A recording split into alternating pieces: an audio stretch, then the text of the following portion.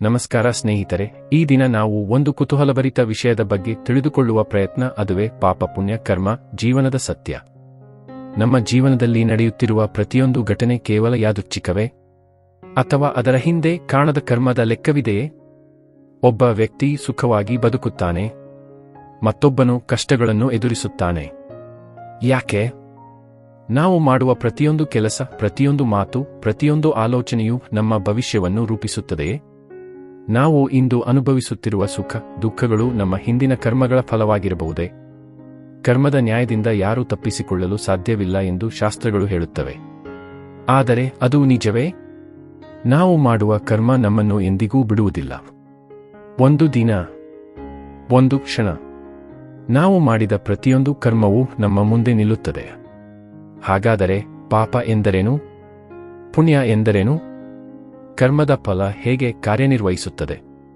ಬನ್ನಿ, ಪಾಪ ಪುಣ್ಯ ಕರ್ಮದ ಅದ್ಭುತ ಮತ್ತು ಅಚ್ಚರಿಯ ಲೋಕಕ್ಕೆ ಪ್ರವೇಶಿಸೋಣ.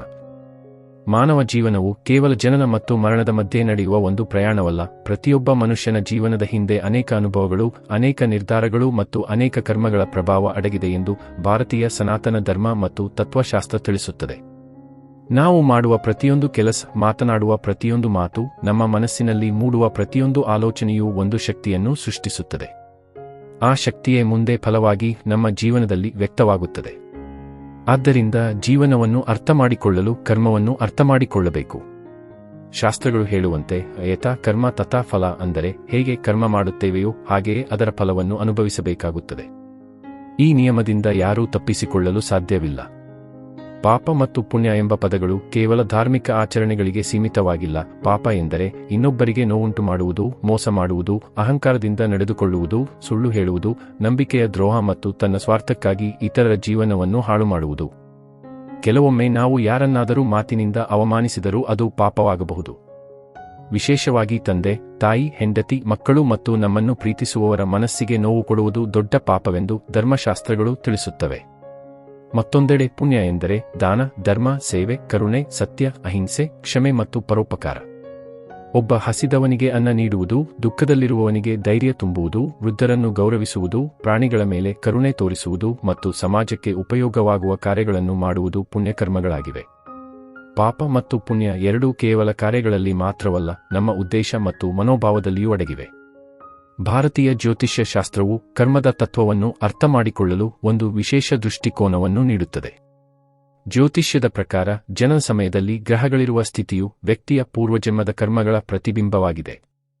ಪಂಚಮ ಭಾವವನ್ನು ಪೂರ್ವಜನ್ಮದ ಪುಣ್ಯದ ಸೂಚಕವೆಂದು ಪರಿಗಣಿಸಲಾಗುತ್ತದೆ. ಈ ಭಾವ ಬಲವಾಗಿದ್ದರೆ ವ್ಯಕ್ತಿಗೆ ಉತ್ತಮ ಬುದ್ಧಿಶಕ್ತಿ, ಶಿಕ್ಷಣ, ಸಂತಾನಸುಖ ಮತ್ತು ಆಧ್ಯಾತ್ಮಿಕ ಆಸಕ್ತಿ ದೊರೆಯುತ್ತದೆ ಎಂದು ಹೇಳಲಾಗುತ್ತದೆ.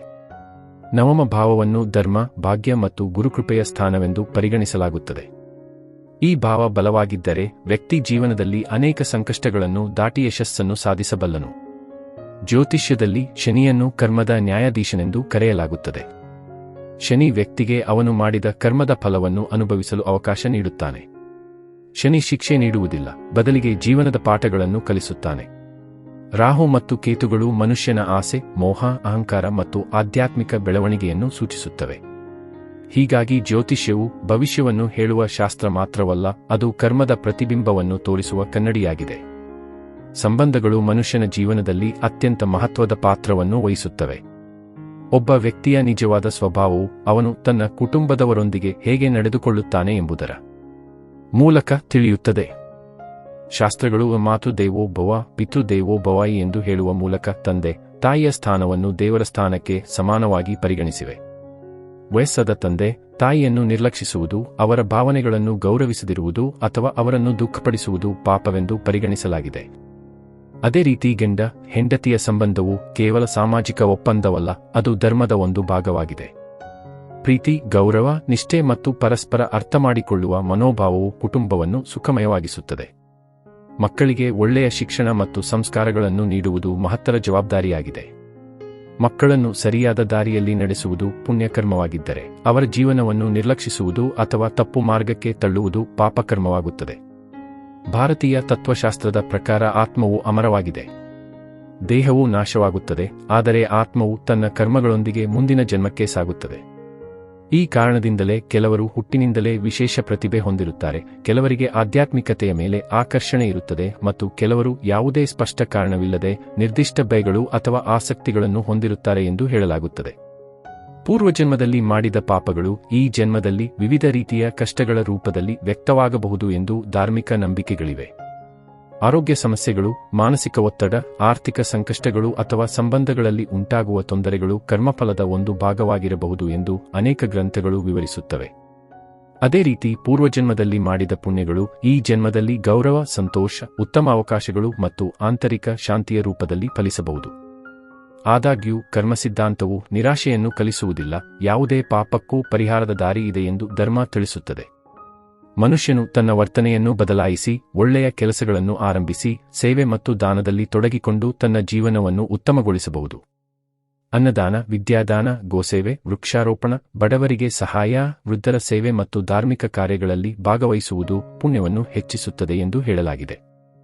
ಮಂತ್ರಜಪ, ಧ್ಯಾನ ಮತ್ತು ಯೋಗ ಮನಸ್ಸನ್ನು ಶುದ್ಧಗೊಳಿಸಿ ಆಂತರಿಕ ಶಕ್ತಿಯನ್ನು ಹೆಚ್ಚಿಸುತ್ತವೆ. ವಿಶೇಷವಾಗಿ ಮಾತೃ-ಪಿತೃ ಸೇವೆಯನ್ನು ಎಲ್ಲಾ ದಾನಗಳಿಗಿಂತ ಶ್ರೇಷ್ಠವೆಂದು ಅನೇಕ ಗ್ರಂಥಗಳು ಕೊಂಡಾಡಿವೆ. ಏಕೆಂದರೆ ತಂದೆ ತಾಯಿಯ ಆಶೀರ್ವಾದವು ಜೀವನದ ಅನೇಕ ಅಡೆತಡೆಗಳನ್ನು ದೂರ ಮಾಡುವ ಶಕ್ತಿಯನ್ನು ಹೊಂದಿದೆ ಎಂದು ನಂಬಲಾಗಿದೆ. ದೇವರನ್ನು ನಾವು ಕಣ್ಣುಗಳಿಂದ ನೋಡಲು ಸಾಧ್ಯವಾಗದೇ ಇರಬಹುದು, ಆದರೆ ದೇವರ ಅಸ್ತಿತ್ವವನ್ನು ನಮ್ಮ ಜೀವನದ ಅನುಭವಗಳ ಮೂಲಕ ಅರಿತುಕೊಳ್ಳಬಹುದು. ಒಬ್ಬ ಹಸಿದವನಿಗೆ ಅನ್ನ ನೀಡಿದಾಗ, ದುಃಖದಲ್ಲಿರುವವನಿಗೆ ಸಾಂತ್ವನ ಹೇಳಿದಾಗ, ಯಾರಿಗಾದರೂ ಸಹಾಯ ಮಾಡಿದಾಗ ಅಥವಾ ಸತ್ಯದ ಮಾರ್ಗದಲ್ಲಿ ನಡೆದಾಗ ದೇವರ ಸಾನ್ನಿಧ್ಯವನ್ನು ಅನುಭವಿಸಬಹುದು. ದೇವರನ್ನು ದೇವಾಲಯಗಳಲ್ಲಿ ಮಾತ್ರ ಹುಡುಕಬೇಕಾಗಿಲ್ಲ, ನಮ್ಮ ಒಳ್ಳೆಯ ಕೆಲಸಗಳಲ್ಲಿಯೇ ದೇವರ ರೂಪವನ್ನು ಕಾಣಬಹುದು. ನಾವು ಮಾಡುವ ಪ್ರತಿಯೊಂದು ಪುಣ್ಯಕರ್ಮವೂ ದೇವರ ಆರಾಧನೆಯಂತೆಯೇ ಆಗುತ್ತದೆ. ಆದ್ದರಿಂದ ದೇವರನ್ನು ಹುಡುಕುವ ಮೊದಲು ನಮ್ಮ ಕರ್ಮವನ್ನು ಶುದ್ಧಗೊಳಿಸುವುದು ಅತ್ಯಂತ ಮುಖ್ಯವಾಗಿದೆ. ಅಂತಿಮವಾಗಿ ಜೀವನದ ಮಹತ್ತರ ಸತ್ಯವೆಂದರೆ ಸಂಪತ್ತು, ಅಧಿಕಾರ ಮತ್ತು ಖ್ಯಾತಿ ಶಾಶ್ವತವಲ್ಲ. ಒಂದು ದಿನ ಇವೆಲ್ಲವೂ ನಮ್ಮನ್ನು ಬಿಟ್ಟು ಹೋಗುತ್ತವೆ. ಆದರೆ ನಾವು ಮಾಡಿದ ಕರ್ಮಗಳು ಮಾತ್ರ ನಮ್ಮೊಂದಿಗೆ ಉಳಿಯುತ್ತವೆ. ಒಳ್ಳೆಯ ಕೆಲಸಗಳು ನಮ್ಮ ಹೆಸರನ್ನು ಉಳಿಸುತ್ತವೆ ಮತ್ತು ಆತ್ಮಕ್ಕೆ ಶಾಂತಿಯನ್ನು ನೀಡುತ್ತವೆ. ಆದ್ದರಿಂದ ಪ್ರತಿಯೊಬ್ಬ ಮನುಷ್ಯನು ತನ್ನ ಜೀವನದಲ್ಲಿ ಸಾಧ್ಯವಾದಷ್ಟು ಸತ್ಯ, ಧರ್ಮ, ಕರುಣೆ ಮತ್ತು ಸೇವೆಯ ಮಾರ್ಗವನ್ನು ಅನುಸರಿಸಬೇಕು. ಏಕೆಂದರೆ ಅಂತಿಮವಾಗಿ ದೇವರ ನಿಜವಾದ ಸಾಕ್ಷಿ ನಮ್ಮ ಒಳ್ಳೆಯ ಕರ್ಮಗಳೇ ಆಗಿವೆ. ಮನುಷ್ಯನು ತನ್ನ ಕರ್ಮವನ್ನು ಶುದ್ಧಗೊಳಿಸಿದಾಗ ಮಾತ್ರ ನಿಜವಾದ ಸಂತೋಷ, ನೆಮ್ಮದಿ ಮತ್ತು ಆಧ್ಯಾತ್ಮಿಕ ಬೆಳವಣಿಗೆಯನ್ನು ಪಡೆಯಲು ಸಾಧ್ಯವಾಗುತ್ತದೆ. ಮುಂದಿನ ಅಧ್ಯಾಯದಲ್ಲಿ ಕರ್ಮದ ನ್ಯಾಯ ಮತ್ತು ಜೀವನದ ಪಾಠಗಳು. ಮಾನವನು ಸಾಮಾನ್ಯವಾಗಿ ತನ್ನ ಜೀವನದಲ್ಲಿ ನಡೆಯುವ ಘಟನೆಗಳನ್ನು ಅದೃಷ್ಟ, ದುರಾದೃಷ್ಟ ಅಥವಾ ದೇವರ ಇಚ್ಛೆ ಎಂದು ಭಾವಿಸುತ್ತಾನೆ. ಆದರೆ ಭಾರತೀಯ ತತ್ವಶಾಸ್ತ್ರವು ಜೀವನದ ಘಟನೆಗಳ ಹಿಂದೆ ಕರ್ಮದ ಸೂಕ್ಷ್ಮ ನಿಯಮ ಕಾರ್ಯನಿರ್ವಹಿಸುತ್ತಿದೆ ಎಂದು ವಿವರಿಸುತ್ತದೆ. ಮನುಷ್ಯನು ಯಾವ ಬೀಜವನ್ನು ಬಿತ್ತುತ್ತಾನೋ ಅದೇ ಮರವಾಗಿ ಬೆಳೆಯುತ್ತದೆ. ಮಾವಿನ ಬೀಜ ಬಿತ್ತಿದವನು ತೆಂಗಿನಕಾಯಿ ಪಡೆಯಲು ಸಾಧ್ಯವಿಲ್ಲ. ಅದೇ ರೀತಿ ಒಳ್ಳೆಯ ಕರ್ಮ ಮಾಡಿದವನು ಕೆಟ್ಟ ಫಲವನ್ನು ಮತ್ತು ಕೆಟ್ಟ ಕರ್ಮ ಮಾಡಿದವನು ಒಳ್ಳೆಯ ಫಲವನ್ನು ಶಾಶ್ವತವಾಗಿ ಪಡೆಯಲು ಸಾಧ್ಯವಿಲ್ಲ. ಕೆಲವೊಮ್ಮೆ ಫಲ ಬರಲು ಸಮಯ ಹಿಡಿಯಬಹುದು, ಆದರೆ ಕರ್ಮದ ಲೆಕ್ಕಾಚಾರ ಎಂದಿಗೂ ತಪ್ಪುವುದಿಲ್ಲ. ನಮ್ಮ ದೈನಂದಿನ ಜೀವನದಲ್ಲಿ ಅನೇಕ ಸಂದರ್ಭಗಳಲ್ಲಿ ಕರ್ಮದ ಪರಿಣಾಮವನ್ನು ಕಾಣಬಹುದು. ಒಬ್ಬ ವ್ಯಕ್ತಿ ಸತ್ಯನಿಷ್ಠೆಯಿಂದ ಕೆಲಸ ಮಾಡಿದರೆ ಸಮಾಜದಲ್ಲಿ ಗೌರವವನ್ನು ಪಡೆಯುತ್ತಾನೆ. ಮತ್ತೊಬ್ಬ ವ್ಯಕ್ತಿ ಮೋಸ, ಸುಳ್ಳು ಮತ್ತು ಸ್ವಾರ್ಥದ ಮಾರ್ಗವನ್ನು ಅನುಸರಿಸಿದರೆ ಕೆಲಕಾಲ ಯಶಸ್ವಿಯಾಗಿರುವಂತೆ ಕಂಡರೂ ಕೊನೆಯಲ್ಲಿ ಅವನ ಜೀವನದಲ್ಲಿ ಅಶಾಂತಿ ಮತ್ತು ಸಮಸ್ಯೆಗಳು ಕಾಣಿಸಿಕೊಳ್ಳುತ್ತವೆ. ಇದನ್ನೇ ಧರ್ಮಶಾಸ್ತ್ರಗಳು ಕರ್ಮದ ನ್ಯಾಯವೆಂದು ಕರೆಯುತ್ತವೆ. ದೇವರು ತಕ್ಷಣವೇ ಶಿಕ್ಷೆ ನೀಡುವುದಿಲ್ಲ ಅಥವಾ ತಕ್ಷಣವೇ ಬಹುಮಾನ ನೀಡುವುದಿಲ್ಲ, ಆದರೆ ಪ್ರಕೃತಿಯ ನಿಯಮಗಳ ಮೂಲಕ ಕರ್ಮದ ಫಲವನ್ನು ಅನುಭವಿಸುವಂತೆ ಮಾಡುತ್ತಾನೆ. ಕರ್ಮವು 3 ವಿಧಗಳೆಂದು ವೇದಾಂತದಲ್ಲಿ ಹೇಳಲಾಗಿದೆ. ಮೊದಲನೆಯದು ಸಂಚಿತ ಕರ್ಮ, ಇದು ಅನೇಕ ಜನ್ಮಗಳಿಂದ ಸಂಗ್ರಹವಾಗಿರುವ ಕರ್ಮಗಳ ಭಂಡಾರವಾಗಿದೆ. ಎರಡನೆಯದು ಪ್ರಾರಬ್ಧ ಕರ್ಮ, ಈ ಜನ್ಮದಲ್ಲಿ ಅನುಭವಿಸಲು ಆಯ್ಕೆಯಾಗಿರುವ ಕರ್ಮಫಲಗಳು. ಮೂರನೆಯದು ಆಗಾಮಿ ಕರ್ಮ, ನಾವು ಈಗ ಮಾಡುತ್ತಿರುವ ಹೊಸ ಕರ್ಮಗಳು. ಈ 3 ಕರ್ಮಗಳ ಸಮತೋಲನವೇ ಜೀವನದ ಅನುಭವಗಳನ್ನು ರೂಪಿಸುತ್ತದೆ. ಆದ್ದರಿಂದ ಮನುಷ್ಯನು ತನ್ನ ಭೂತಕಾಲವನ್ನು ಬದಲಾಯಿಸಲು ಸಾಧ್ಯವಾಗದಿದ್ದರೂ ತನ್ನ ವರ್ತಮಾನ ಕರ್ಮವನ್ನು ಬದಲಾಯಿಸುವ ಮೂಲಕ ಭವಿಷ್ಯವನ್ನು ಉತ್ತಮಗೊಳಿಸಬಹುದು. ಕಲಿಯುಗದಲ್ಲಿ ಮನುಷ್ಯನು ಹೊರಗಿನ ಯಶಸ್ಸಿನ ಹಿಂದೆ ಓಡುತ್ತಾ ಆಂತರಿಕ ಮೌಲ್ಯಗಳನ್ನು ಮರೆತು ಬಿಡುತ್ತಾನೆ. ಹಣ, ಅಧಿಕಾರ ಮತ್ತು ಖ್ಯಾತಿಯೇ ಜೀವನದ ಗುರಿಯೆಂದು ಭಾವಿಸುವ ಪ್ರವೃತ್ತಿ ಹೆಚ್ಚಾಗಿದೆ. ಆದರೆ ಇವುಗಳೆಲ್ಲ ತಾತ್ಕಾಲಿಕ. ಎಷ್ಟೇ ಸಂಪತ್ತನ್ನು ಸಂಗ್ರಹಿಸಿದರೂ ಮರಣದ ನಂತರ ಯಾವುದನ್ನೂ ತೆಗೆದುಕೊಂಡು ಹೋಗಲು ಸಾಧ್ಯವಿಲ್ಲ. ನಮ್ಮೊಂದಿಗೆ ಬರುವುದೇ ನಮ್ಮ ಕರ್ಮ. ಅದಕ್ಕಾಗಿಯೇ ಋಷಿಮುನಿಗಳು ಧರ್ಮ, ದಾನ ಮತ್ತು ಸೇವೆಯ ಮಹತ್ವವನ್ನು ಒತ್ತಿ ಹೇಳಿದ್ದಾರೆ. ಒಬ್ಬ ಶ್ರೀಮಂತ ವ್ಯಕ್ತಿ ತನ್ನ ಸಂಪತ್ತನ್ನು ಕೇವಲ ತನ್ನ ಸುಖಕ್ಕಾಗಿ ಬಳಸಿಕೊಂಡರೆ ಅವನ ಜೀವನದ ಅರ್ಥ ಸೀಮಿತವಾಗಿರುತ್ತದೆ. ಆದರೆ ಅದೇ ಸಂಪತ್ತಿನ ಒಂದು ಭಾಗವನ್ನು ಬಡವರ ಸಹಾಯಕ್ಕೆ, ಶಿಕ್ಷಣಕ್ಕೆ, ಆರೋಗ್ಯ ಸೇವೆಗೆ ಅಥವಾ ಸಮಾಜದ ಕಲ್ಯಾಣಕ್ಕೆ ಬಳಸಿದರೆ ಅದು ಪುಣ್ಯವಾಗಿ ಪರಿವರ್ತನೆಗೊಳ್ಳುತ್ತದೆ. ಹಣದ ಮೌಲ್ಯ ಅದು ಎಷ್ಟು ಇದೆ ಎಂಬುದರಲ್ಲಿ ಇಲ್ಲ, ಅದು ಎಷ್ಟು ಜನರ ಜೀವನವನ್ನು ಸ್ಪರ್ಶಿಸಿದೆ ಎಂಬುದರಲ್ಲಿ ಇದೆ. ಇದೇ ಧರ್ಮದ ದೃಷ್ಟಿಕೋನ. ಅಹಂಕಾರವು ಕರ್ಮದ ದಾರಿಯಲ್ಲಿ ದೊಡ್ಡ ಅಡ್ಡಿಯಾಗಿದೆ. ಮನುಷ್ಯನು ತನ್ನ ಸಾಧನೆಗಳನ್ನು ನೋಡಿ ಗರ್ವಪಡಬಹುದು. ಆದರೆ ಅವನು ಪಡೆದಿರುವ ಜ್ಞಾನ, ಆರೋಗ್ಯ, ಅವಕಾಶಗಳು ಮತ್ತು ಸಾಮರ್ಥ್ಯಗಳೆಲ್ಲವೂ ಅನೇಕ ಕಾರಣಗಳ ಫಲವೆಂಬುದನ್ನು ಮರೆಯಬಾರದು. ಅಹಂಕಾರ ಹೆಚ್ಚಾದಾಗ ವಿನಯ ಕಡಿಮೆಯಾಗುತ್ತದೆ. ವಿನಯ ಕಡಿಮೆಯಾದಾಗ ಜ್ಞಾನ ದೂರವಾಗುತ್ತದೆ. ಜ್ಞಾನ ದೂರವಾದಾಗ ತಪ್ಪು ನಿರ್ಧಾರಗಳು ಹೆಚ್ಚಾಗುತ್ತವೆ. ಆದ್ದರಿಂದ ಎಲ್ಲ ಧರ್ಮಗ್ರಂಥಗಳು ವಿನಯವನ್ನು ಮಹಾಗುಣವೆಂದು ಕೊಂಡಾಡಿವೆ. ರಾಮಾಯಣ ಮತ್ತು ಮಹಾಭಾರತದಂತಹ ಮಹಾಕಾವ್ಯಗಳು ಕರ್ಮದ ತತ್ವವನ್ನು ಅತ್ಯಂತ ಸುಂದರವಾಗಿ ವಿವರಿಸುತ್ತವೆ. ಶ್ರೀರಾಮನು ಅನೇಕ ಕಷ್ಟಗಳನ್ನು ಅನುಭವಿಸಿದರೂ ಧರ್ಮವನ್ನು ಬಿಟ್ಟುಕೊಡಲಿಲ್ಲ. ಪರಿಣಾಮವಾಗಿ ಅವನು ಇಂದಿಗೂ ಆದರ್ಶ ರಾಜ ಮತ್ತು ಆದರ್ಶ ಮಾನವನಾಗಿ ಸ್ಮರಿಸಲ್ಪಡುತ್ತಾನೆ. ಮತ್ತೊಂದೆಡೆ ರಾವಣನು ಅಪಾರ ಜ್ಞಾನ ಮತ್ತು ಶಕ್ತಿಯನ್ನು ಹೊಂದಿದ್ದರೂ ಅಹಂಕಾರ ಮತ್ತು ಅಧರ್ಮದ ಕಾರಣದಿಂದ ಪತನಗೊಂಡನು. ಇದೇ ಕರ್ಮದ ಪಾಠ. ಜ್ಞಾನ ಮಾತ್ರ ಸಾಕಾಗುವುದಿಲ್ಲ, ಜ್ಞಾನವನ್ನು ಧರ್ಮದೊಂದಿಗೆ ಬಳಸಬೇಕು. ಮಹಾಭಾರತದಲ್ಲಿಯೂ ಇದೇ ಸಂದೇಶವನ್ನು ಕಾಣಬಹುದು. ದುರ್ಯೋಧನನು ತನ್ನ ಸ್ವಾರ್ಥ ಮತ್ತು ಅಹಂಕಾರದಿಂದ ಅನ್ಯಾಯದ ಮಾರ್ಗವನ್ನು ಆರಿಸಿಕೊಂಡನು. ಯುಧಿಷ್ಠಿರನು ಅನೇಕ ಸಂಕಷ್ಟಗಳನ್ನು ಎದುರಿಸಿದರೂ ಧರ್ಮದ ದಾರಿಯಿಂದ ದೂರವಾಗಲಿಲ್ಲ. ಕೊನೆಯಲ್ಲಿ ಧರ್ಮವೇ ಜಯಶಾಲಿಯಾಯಿತು. ಇದರಿಂದ ಒಂದು ಮಹತ್ವದ ಸತ್ಯ ತಿಳಿಯುತ್ತದೆ. ಅಧರ್ಮ ಕೆಲಕಾಲ ಬಲವಾಗಿ ಕಾಣಬಹುದು, ಆದರೆ ಶಾಶ್ವತವಾಗಿ ಜಯಿಸುವುದಿಲ್ಲ. ಇಂದಿನ ಕಾಲದಲ್ಲಿ ಮಾನಸಿಕ ಒತ್ತಡ, ಆತಂಕ ಮತ್ತು ಅಸಮಾಧಾನ ಹೆಚ್ಚುತ್ತಿರುವುದಕ್ಕೆ ಒಂದು ಪ್ರಮುಖ ಕಾರಣ ಜೀವನದ ಉದ್ದೇಶವನ್ನು ಮರೆತಿರುವುದಾಗಿದೆ. ಮನುಷ್ಯನು ಹೊರಗಿನ ಸಾಧನೆಗಳ ಮೂಲಕ ಸಂತೋಷವನ್ನು ಹುಡುಕುತ್ತಾನೆ. ಆದರೆ ನಿಜವಾದ ಸಂತೋಷವು ಆಂತರಿಕ ಶಾಂತಿಯಿಂದ ಬರುತ್ತದೆ. ಆ ಶಾಂತಿ ಸತ್ಯ, ಧರ್ಮ, ಕರುಣೆ ಮತ್ತು ಸೇವೆಯ ಜೀವನದಿಂದ ಮಾತ್ರ ದೊರೆಯುತ್ತದೆ. ಒಬ್ಬ ವ್ಯಕ್ತಿ ತನ್ನ ಮನಸ್ಸಿನಲ್ಲಿ ಯಾರ ಮೇಲೂ ದ್ವೇಷವಿಲ್ಲದೆ ಸಾಧ್ಯವಾದಷ್ಟು ಒಳ್ಳೆಯ ಕೆಲಸಗಳನ್ನು ಮಾಡುತ್ತಾ ಬದುಕಿದರೆ ಅವನ ಜೀವನದಲ್ಲಿ ನೆಮ್ಮದಿ ಹೆಚ್ಚಾಗುತ್ತದೆ. ದೇವರನ್ನು ಅರಿಯುವ ಮಾರ್ಗವೂ ಇದೆ. ದೇವರು ಕೇವಲ ಮೂರ್ತಿಗಳಲ್ಲಿ ಅಥವಾ ದೇವಾಲಯಗಳಲ್ಲಿ ಮಾತ್ರ ಇರುವುದಿಲ್ಲ. ದೇವರು ಪ್ರತಿಯೊಂದು ಜೀವಿಯಲ್ಲಿ, ಪ್ರತಿಯೊಂದು ಸತ್ಪ್ರವೃತ್ತಿಯಲ್ಲಿ ಮತ್ತು ಪ್ರತಿಯೊಂದು ಕರುಣೆಯ ಕಾರ್ಯದಲ್ಲಿ ವ್ಯಕ್ತವಾಗುತ್ತಾನೆ. ಒಬ್ಬ ಹಸಿದವನಿಗೆ ಆಹಾರ ನೀಡುವ ಕೈಗಳಲ್ಲಿ ದೇವರ ಕೃಪೆ ಕಾಣುತ್ತದೆ. ಕಣ್ಣೀರು ಹಾಕುತ್ತಿರುವ ವ್ಯಕ್ತಿಗೆ ಧೈರ್ಯ ತುಂಬುವ ಮಾತುಗಳಲ್ಲಿ ದೇವರ ಅನುಗ್ರಹ ಕೇಳಿಸುತ್ತದೆ. ಯಾರನ್ನಾದರೂ ಕ್ಷಮಿಸುವ ಹೃದಯದಲ್ಲಿ ದೇವರ ಪ್ರೀತಿ ವ್ಯಕ್ತವಾಗುತ್ತದೆ. ಆದ್ದರಿಂದ ಜೀವನದ ನಿಜವಾದ ಯಶಸ್ಸು ಎಷ್ಟು ಹಣ ಸಂಪಾದಿಸಿದ್ದೇವೆ ಎಂಬುದರಲ್ಲಿ ಇಲ್ಲ, ಎಷ್ಟು ಜನರ ಹೃದಯದಲ್ಲಿ ಸ್ಥಾನ ಪಡೆದಿದ್ದೇವೆ ಎಂಬುದರಲ್ಲಿ ಇದೆ. ಎಷ್ಟು ದೊಡ್ಡ ಮನೆ ಕಟ್ಟಿದ್ದೇವೆ ಎಂಬುದರಲ್ಲಿ ಇಲ್ಲ, ಎಷ್ಟು ಜನರ ಜೀವನದಲ್ಲಿ ಬೆಳಕು ತುಂಬಿದ್ದೇವೆ ಎಂಬುದರಲ್ಲಿ ಇದೆ. ಎಷ್ಟು ಅಧಿಕಾರ ಗಳಿಸಿದ್ದೇವೆ ಎಂಬುದರಲ್ಲಿ ಇಲ್ಲ, ಎಷ್ಟು ಒಳ್ಳೆಯ ಕರ್ಮಗಳನ್ನು ಸಂಗ್ರಹಿಸಿದ್ದೇವೆ ಎಂಬುದರಲ್ಲಿ ಇದೆ. ಕೊನೆಗೆ ಮನುಷ್ಯನು ತನ್ನ ಜೀವನವನ್ನು ಹಿಂದಿರುಗಿ ನೋಡಿದಾಗ ಅವನಿಗೆ ನೆನಪಾಗುವುದು ಸಂಪತ್ತು ಅಥವಾ ಪದವಿ ಅಲ್ಲ, ಅವನು ಮಾಡಿದ ಒಳ್ಳೆಯ ಕೆಲಸಗಳು, ಅವನು ಹಂಚಿದ ಪ್ರೀತಿ, ಅವನು ನೀಡಿದ ಸಹಾಯ ಮತ್ತು ಅವನು ಉಳಿಸಿದ ಸಂಬಂಧಗಳೇ ಅವನ ನಿಜವಾದ ಸಂಪತ್ತಾಗುತ್ತವೆ. ಆದ್ದರಿಂದ ಪ್ರತಿದಿನವನ್ನು ಒಂದು ಅವಕಾಶವೆಂದು ಭಾವಿಸಿ ಒಳ್ಳೆಯ ಕರ್ಮಗಳನ್ನು ಮಾಡುವ ಅಭ್ಯಾಸವನ್ನು ಬೆಳೆಸಬೇಕು. ಸಣ್ಣ ಸಣ್ಣ ಒಳ್ಳೆಯ ಕಾರ್ಯಗಳೇ ದೊಡ್ಡ ಪುಣ್ಯದ ಅಡಿಪಾಯವಾಗುತ್ತವೆ. ಈ ಮಾರ್ಗದಲ್ಲೇ ಜೀವನದ ಸಾರ್ಥಕತೆ ಅಡಗಿದೆ. ಮುಂದಿನ ಭಾಗದಲ್ಲಿ ಪೂರ್ವಜನ್ಮ, ಆತ್ಮದ ಪ್ರಯಾಣ, ಶನಿ, ರಾಹು, ಕೇತುಗಳ ಕರ್ಮಫಲ, ಕಲಿಯುಗದಲ್ಲಿ ಧರ್ಮರಕ್ಷಣೆ ಮತ್ತು ಪರಿಹಾರ ಮಾರ್ಗಗಳು. ಮಾನವ ಜೀವನದ ಅತ್ಯಂತ ಕುತೂಹಲಕಾರಿ ಪ್ರಶ್ನೆಗಳಲ್ಲಿ ಒಂದು ನಾವು ಯಾರು ಎಂಬುದು. ನಾವು ಕೇವಲ ಈ ದೇಹವೇ? ಅಥವಾ ದೇಹದೊಳಗೆ ಇನ್ನೂ ಯಾವುದೋ ಶಾಶ್ವತವಾದ ಅಸ್ತಿತ್ವವಿದೆಯೇ? ಭಾರತೀಯ ಋಷಿಗಳು ಸಾವಿರಾರು ವರ್ಷಗಳ ಹಿಂದೆ ಈ ಪ್ರಶ್ನೆಗೆ ಉತ್ತರ ಹುಡುಕಿದರು. ಅವರ ಅನುಭವದ ಪ್ರಕಾರ ದೇಹವು ನಶ್ವರವಾದದ್ದು, ಆದರೆ ಆತ್ಮವು ಶಾಶ್ವತವಾದುದು. ಭಗವದ್ಗೀತೆಯಲ್ಲಿ ಶ್ರೀಕೃಷ್ಣನು ಅರ್ಜುನನಿಗೆ ಹೇಳುತ್ತಾನೆ, ಹಳೆಯ ಬಟ್ಟೆಯನ್ನು ಬಿಟ್ಟು ಹೊಸ ಬಟ್ಟೆಯನ್ನು ಧರಿಸುವಂತೆ ಆತ್ಮವು ಹಳೆಯ ದೇಹವನ್ನು ಬಿಟ್ಟು ಹೊಸ ದೇಹವನ್ನು ಧರಿಸುತ್ತದೆ. ಈ ಉಪದೇಶವು ಜನನ ಮತ್ತು ಮರಣದ ರಹಸ್ಯವನ್ನು ಅರ್ಥಮಾಡಿಕೊಳ್ಳಲು ಸಹಾಯ ಮಾಡುತ್ತದೆ. ಆತ್ಮವು ತನ್ನೊಂದಿಗೆ ಸಂಪತ್ತು, ಹುದ್ದೆ ಅಥವಾ ಕುಟುಂಬವನ್ನು ತೆಗೆದುಕೊಂಡು ಹೋಗುವುದಿಲ್ಲ, ಆದರೆ ಅದು ತನ್ನ ಕರ್ಮಗಳ ಗುರುತುಗಳನ್ನು ಹೊತ್ತುಕೊಂಡು ಮುಂದಿನ ಪ್ರಯಾಣವನ್ನು ಮುಂದುವರಿಸುತ್ತದೆ. ಆದ್ದರಿಂದ ಪ್ರತಿಯೊಂದು ಜನ್ಮವೂ ಒಂದು ಹೊಸ ಆರಂಭವಾದರೂ ಅದು ಸಂಪೂರ್ಣ ಹೊಸ ಕಥೆಯಲ್ಲ, ಅದು ಹಿಂದಿನ ಅಧ್ಯಾಯಗಳ ಮುಂದುವರಿದ ಭಾಗವಾಗಿದೆ. ಕೆಲವರು ಬಾಲ್ಯದಿಂದಲೇ ಸಂಗೀತದಲ್ಲಿ ಅದ್ಭುತ ಪ್ರತಿಭೆಯನ್ನು ತೋರಿಸುತ್ತಾರೆ. ಕೆಲವರು ಚಿಕ್ಕ ವಯಸ್ಸಿನಲ್ಲೇ ಆಧ್ಯಾತ್ಮಿಕತೆಯ ಕಡೆ ಆಕರ್ಷಿತರಾಗುತ್ತಾರೆ. ಕೆಲವರಿಗೆ ಯಾವುದೋ ನಿರ್ದಿಷ್ಟ ಭಯ ಅಥವಾ ಆಸಕ್ತಿ ಕಾರಣವಿಲ್ಲದೆ ಇರುತ್ತದೆ. ಧಾರ್ಮಿಕ ದೃಷ್ಟಿಯಿಂದ ಇವುಗಳನ್ನು ಪೂರ್ವಜನ್ಮದ ಸಂಸ್ಕಾರಗಳ ಪ್ರತಿಫಲವೆಂದು ಪರಿಗಣಿಸಲಾಗುತ್ತದೆ. ಹಿಂದಿನ ಜನ್ಮದಲ್ಲಿ ನಾವು ಮಾಡಿದ ಒಳ್ಳೆಯ ಕೆಲಸಗಳು ಮುಂದಿನ ಜನ್ಮದಲ್ಲಿ ಅವಕಾಶಗಳಾಗಿ ಮರಳಬಹುದು. ಉತ್ತಮ ಕುಟುಂಬದಲ್ಲಿ ಜನಿಸುವುದು, ಉತ್ತಮ ಶಿಕ್ಷಣ ಪಡೆಯುವ ಅವಕಾಶ ದೊರಕುವುದು, ಸಮಾಜದಲ್ಲಿ ಗೌರವ ಸಿಗುವುದು ಅಥವಾ ಅನೇಕ ಸಂಕಷ್ಟಗಳಿಂದ ಅಚ್ಚರಿಯ ರೀತಿಯಲ್ಲಿ ಪಾರಾಗುವುದು ಪೂರ್ವಜನ್ಮದ ಪುಣ್ಯದ ಫಲವೆಂದು ಹೇಳಲಾಗುತ್ತದೆ. ಅದೇ ರೀತಿ ಅನೇಕ ಅಡೆತಡೆಗಳು, ಅರ್ಥವಾಗದ ಸಂಕಷ್ಟಗಳು ಅಥವಾ ಮರುಮರು ಬರುವ ಜೀವನದ ಪರೀಕ್ಷೆಗಳು ಪೂರ್ವಜನ್ಮದ ಕರ್ಮಫಲದ ಭಾಗವಾಗಿರಬಹುದು ಎಂದು ಶಾಸ್ತ್ರಗಳು ವಿವರಿಸುತ್ತವೆ. ಆದರೆ ಕರ್ಮಸಿದ್ಧಾಂತವನ್ನು ತಪ್ಪಾಗಿ ಅರ್ಥಮಾಡಿಕೊಳ್ಳಬಾರದು. ಪ್ರತಿಯೊಂದು ದುಃಖವೂ ಕೇವಲ ಶಿಕ್ಷೆ ಅಲ್ಲ, ಕೆಲವೊಮ್ಮೆ ಕಷ್ಟಗಳು ಆತ್ಮದ ಬೆಳವಣಿಗೆಗಾಗಿ ಬರುತ್ತವೆ. ಹೇಗೆ ಶಿಕ್ಷಕನು ವಿದ್ಯಾರ್ಥಿಗೆ ಪರೀಕ್ಷೆ ನೀಡುತ್ತಾನೋ ಹಾಗೆಯೇ ಜೀವನವು ವ್ಯಕ್ತಿಯೊಳಗಿನ ಸಾಮರ್ಥ್ಯವನ್ನು ಹೊರತರಲು ಪರೀಕ್ಷೆಗಳನ್ನು ನೀಡುತ್ತದೆ. ಸಂಕಷ್ಟಗಳನ್ನು ಅನುಭವಿಸಿದ ಅನೇಕ ಮಹನೀಯರು ನಂತರ ಸಮಾಜಕ್ಕೆ ದಾರಿದೀಪರಾಗಿದ್ದಾರೆ. ಆದ್ದರಿಂದ ಕಷ್ಟ ಬಂದಾಗ ಏಕೆ ನನಗೆ ಮಾತ್ರ ಎಂದು ಪ್ರಶ್ನಿಸುವ ಬದಲು ಈ ಅನುಭವದಿಂದ ನಾನು ಏನು ಕಲಿಯಬೇಕು ಎಂದು ಯೋಚಿಸುವುದು ಆಧ್ಯಾತ್ಮಿಕ ಬೆಳವಣಿಗೆಯ ಮಾರ್ಗವಾಗಿದೆ.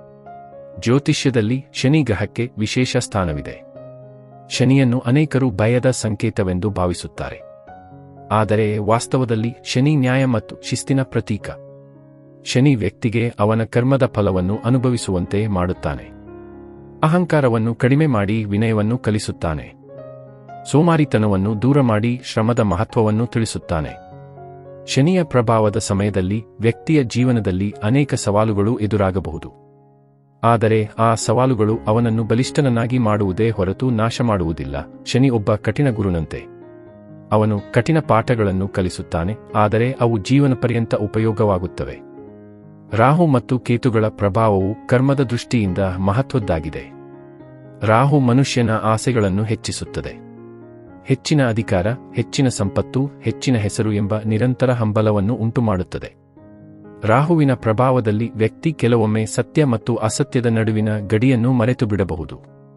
ಮತ್ತೊಂದೆಡೆ ಕೇತು ವ್ಯಕ್ತಿಯನ್ನು ವೈರಾಗ್ಯ ಮತ್ತು ಆಧ್ಯಾತ್ಮಿಕತೆಯ ಕಡೆಗೆ ಕರೆದೊಯ್ಯುತ್ತದೆ. ಕೇತು ನಮಗೆ ಈ ಜಗತ್ತಿನ ಎಲ್ಲವೂ ತಾತ್ಕಾಲಿಕವೆಂಬ ಸತ್ಯವನ್ನು ನೆನಪಿಸುತ್ತದೆ. ರಾಹು ಮತ್ತು ಕೇತು ಎರಡೂ ಜೀವನದಲ್ಲಿ ಸಮತೋಲನವನ್ನು ಕಲಿಸುವ ಶಕ್ತಿಗಳಾಗಿವೆ. ಕಲಿಯುಗದ ಬಗ್ಗೆ ಅನೇಕ ಪುರಾಣಗಳು ಮತ್ತು ಧರ್ಮಗ್ರಂಥಗಳು ವಿವರಿಸುತ್ತವೆ. ಕಲಿಯುಗದಲ್ಲಿ ಧರ್ಮದ ಬಲ ಕಡಿಮೆಯಾಗುತ್ತದೆ ಮತ್ತು ಸ್ವಾರ್ಥದ ಪ್ರಭಾವ ಹೆಚ್ಚಾಗುತ್ತದೆ ಎಂದು ಹೇಳಲಾಗಿದೆ. ಮನುಷ್ಯರು ಸಂಬಂಧಗಳಿಗಿಂತ ಹಣವನ್ನು, ಮೌಲ್ಯಗಳಿಗಿಂತ ಲಾಭವನ್ನು, ಸತ್ಯಕ್ಕಿಂತ ಸ್ವಾರ್ಥವನ್ನು ಮುಖ್ಯವೆಂದು ಪರಿಗಣಿಸಲು ಆರಂಭಿಸುತ್ತಾರೆ. ಇದರಿಂದ ಸಮಾಜದಲ್ಲಿ ಅಶಾಂತಿ ಮತ್ತು ಅಸಮಾಧಾನ ಹೆಚ್ಚಾಗುತ್ತದೆ. ಆದಾಗ್ಯೂ ಕಲಿಯುಗಕ್ಕೆ ಒಂದು ವಿಶೇಷ ಮಹತ್ವವೂ ಇದೆ. ಈ ಯುಗದಲ್ಲಿ ಸಣ್ಣ ಒಳ್ಳೆಯ ಕೆಲಸಗಳಿಗೂ ಹೆಚ್ಚಿನ ಪುಣ್ಯ ದೊರೆಯುತ್ತದೆ ಎಂದು ಹೇಳಲಾಗಿದೆ. ಏಕೆಂದರೆ ಕಷ್ಟಕರ ಪರಿಸ್ಥಿತಿಯಲ್ಲಿಯೂ ಧರ್ಮವನ್ನು ಪಾಲಿಸುವುದು ದೊಡ್ಡ ಸಾಧನೆಯಾಗಿದೆ. ಇಂದಿನ ಕಾಲದಲ್ಲಿ ತಂತ್ರಜ್ಞಾನ ಮತ್ತು ವಿಜ್ಞಾನವು ಜೀವನವನ್ನು ಸುಲಭಗೊಳಿಸಿದೆ.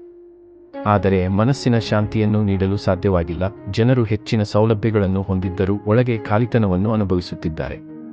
ಇದರ ಕಾರಣ ಆಂತರಿಕ ಮೌಲ್ಯಗಳಿಂದ ದೂರವಾಗಿರುವುದು. ನಿಜವಾದ ಸಂತೋಷವು ಹೊರಗಿನ ವಸ್ತುಗಳಿಂದ ಬರುವುದಿಲ್ಲ, ಅದು ಒಳಗಿನ ಸಮತೋಲನದಿಂದ ಬರುತ್ತದೆ.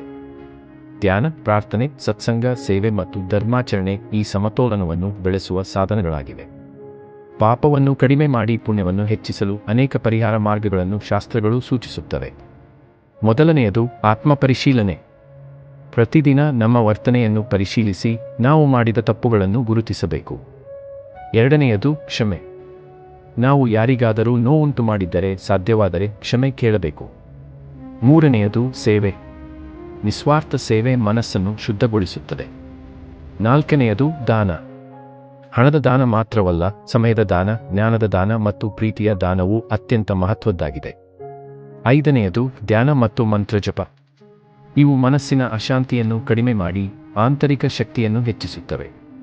ಅನ್ನದಾನವನ್ನು ಎಲ್ಲ ದಾನಗಳಲ್ಲಿ ಶ್ರೇಷ್ಠವೆಂದು ಹೇಳಲಾಗಿದೆ. ಹಸಿದವನಿಗೆ ಆಹಾರ ನೀಡುವುದು ಕೇವಲ ದೇಹವನ್ನು ಪೋಷಿಸುವುದಲ್ಲ, ಅದು ಮಾನವೀಯತೆಯ ಅಭಿವ್ಯಕ್ತಿ. ಅದೇ ರೀತಿ ವಿದ್ಯಾದಾನವು ಜೀವನವನ್ನು ಬದಲಾಯಿಸುವ ಶಕ್ತಿಯನ್ನು ಹೊಂದಿದೆ.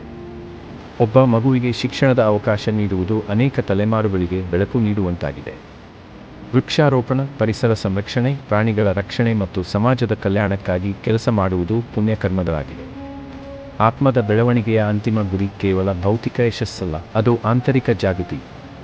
ಮನುಷ್ಯನು ತನ್ನ ನಿಜವಾದ ಸ್ವರೂಪವನ್ನು ಅರಿತುಕೊಳ್ಳುವಾಗ ಭಯ ಕಡಿಮೆಯಾಗುತ್ತದೆ, ದ್ವೇಷ ಕರಗುತ್ತದೆ, ಅಹಂಕಾರ ದೂರವಾಗುತ್ತದೆ, ಪ್ರೀತಿ ಮತ್ತು ಕರುಣೆ ಸಹಜವಾಗಿ ಬೆಳೆಯುತ್ತವೆ. ಇದೇ ಆಧ್ಯಾತ್ಮಿಕತೆಯ ಸಾರ. ದೇವರನ್ನು ಹೊರಗೆ ಹುಡುಕುವುದಕ್ಕಿಂತ ಒಳಗೆ ಅರಿಯುವ ಪ್ರಯತ್ನ ಆರಂಭವಾಗುತ್ತದೆ. ಜೀವನವು ಒಂದು ಮಹಾನ್ ಪಾಠಶಾಲೆಯಂತಿದೆ. ಪ್ರತಿಯೊಬ್ಬ ವ್ಯಕ್ತಿಯೂ ವಿದ್ಯಾರ್ಥಿ. ಪ್ರತಿಯೊಂದು ಅನುಭವವೂ ಒಂದು ಪಾಠ. ಪ್ರತಿಯೊಂದು ಸಂಬಂಧವೂ ಒಂದು ಪರೀಕ್ಷೆ. ಪ್ರತಿಯೊಂದು ಕಷ್ಟವೂ ಒಂದು ತರಬೇತಿ. ಪ್ರತಿಯೊಂದು ಒಳ್ಳೆಯ ಕಾರ್ಯವೂ ಆತ್ಮವನ್ನು ಉನ್ನತ ಮಟ್ಟಕ್ಕೆ ಕೊಂಡೊಯ್ಯುವ ಮೆಟ್ಟಿಲಾಗಿದೆ. ಈ ಸತ್ಯವನ್ನು ಅರಿತಾಗ ಮನುಷ್ಯನು ಜೀವನವನ್ನು ಹೊಸ ದೃಷ್ಟಿಯಿಂದ ನೋಡಲು ಪ್ರಾರಂಭಿಸುತ್ತಾನೆ. ಆಗ ಅವನು ಕೇವಲ ಯಶಸ್ಸಿಗಾಗಿ ಬದುಕುವುದಿಲ್ಲ, ಅರ್ಥಪೂರ್ಣ ಜೀವನಕ್ಕಾಗಿ ಬದುಕಲು ಪ್ರಾರಂಭಿಸುತ್ತಾನೆ.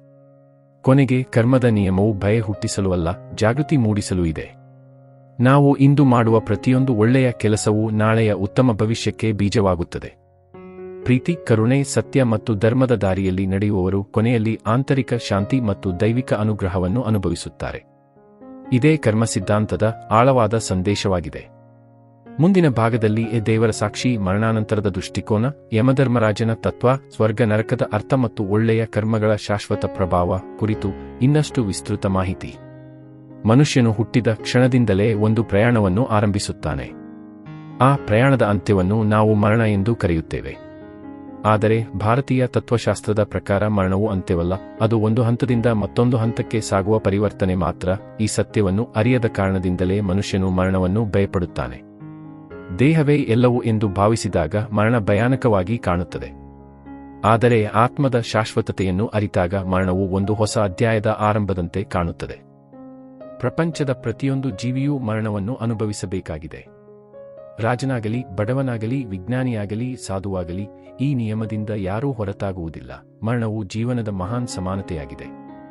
ಜೀವನದಲ್ಲಿ ನಾವು ಸಂಗ್ರಹಿಸಿದ ಸಂಪತ್ತು, ಅಧಿಕಾರ, ಖ್ಯಾತಿ ಮತ್ತು ಆಸ್ತಿಪಾಸ್ತಿಗಳು ಎಲ್ಲವೂ ಇಲ್ಲಿಯೇ ಉಳಿದು ಹೋಗುತ್ತವೆ. ನಮ್ಮೊಂದಿಗೆ ಬರುವುದೇ ನಮ್ಮ ಕರ್ಮಗಳು. ಈ ಕಾರಣದಿಂದಲೇ ಋಷಿಗಳು ಮತ್ತು ಮಹನೀಯರು ಜೀವನದಲ್ಲಿ ಒಳ್ಳೆಯ ಕರ್ಮಗಳ ಮಹತ್ವವನ್ನು ಒತ್ತಿ ಹೇಳಿದ್ದಾರೆ. ಪುರಾಣಗಳಲ್ಲಿ ಯಮಧರ್ಮರಾಜನ ಕುರಿತು ಅನೇಕ ಕಥೆಗಳು ದೊರೆಯುತ್ತವೆ. ಸಾಮಾನ್ಯವಾಗಿ ಯಮನನ್ನು ಮರಣದ ದೇವರೆಂದು ಚಿತ್ರಿಸಲಾಗುತ್ತದೆ. ಆದರೆ ಆಧ್ಯಾತ್ಮಿಕ ದೃಷ್ಟಿಯಿಂದ ಯಮನು ಕೇವಲ ಮರಣದ ಸಂಕೇತವಲ್ಲ, ಅವನು ನ್ಯಾಯದ ಸಂಕೇತ. ಯಮಧರ್ಮರಾಜನು ಪ್ರತಿಯೊಬ್ಬರ ಕರ್ಮದ ಲೆಕ್ಕವನ್ನು ಪರಿಶೀಲಿಸಿ ಅದರ ಅನುಗುಣವಾದ ಫಲವನ್ನು ನೀಡುತ್ತಾನೆ ಎಂಬ ನಂಬಿಕೆ ಇದೆ. ಇದರ ಅರ್ಥ, ಬ್ರಹ್ಮಾಂಡದಲ್ಲಿ ಯಾವುದೇ ಕರ್ಮವು ದಾಖಲಾಗದೆ ಉಳಿಯುವುದಿಲ್ಲ. ನಾವು ಒಂಟಿಯಾಗಿ ಇದ್ದಾಗ ಮಾಡಿದ ಕೆಲಸವಾಗಲಿ, ಯಾರಿಗೂ ತಿಳಿಯದ ಆಲೋಚನೆಯಾಗಲಿ, ಎಲ್ಲವೂ ಕರ್ಮದ ನಿಯಮದಲ್ಲಿ ದಾಖಲೆಯಾಗುತ್ತದೆ.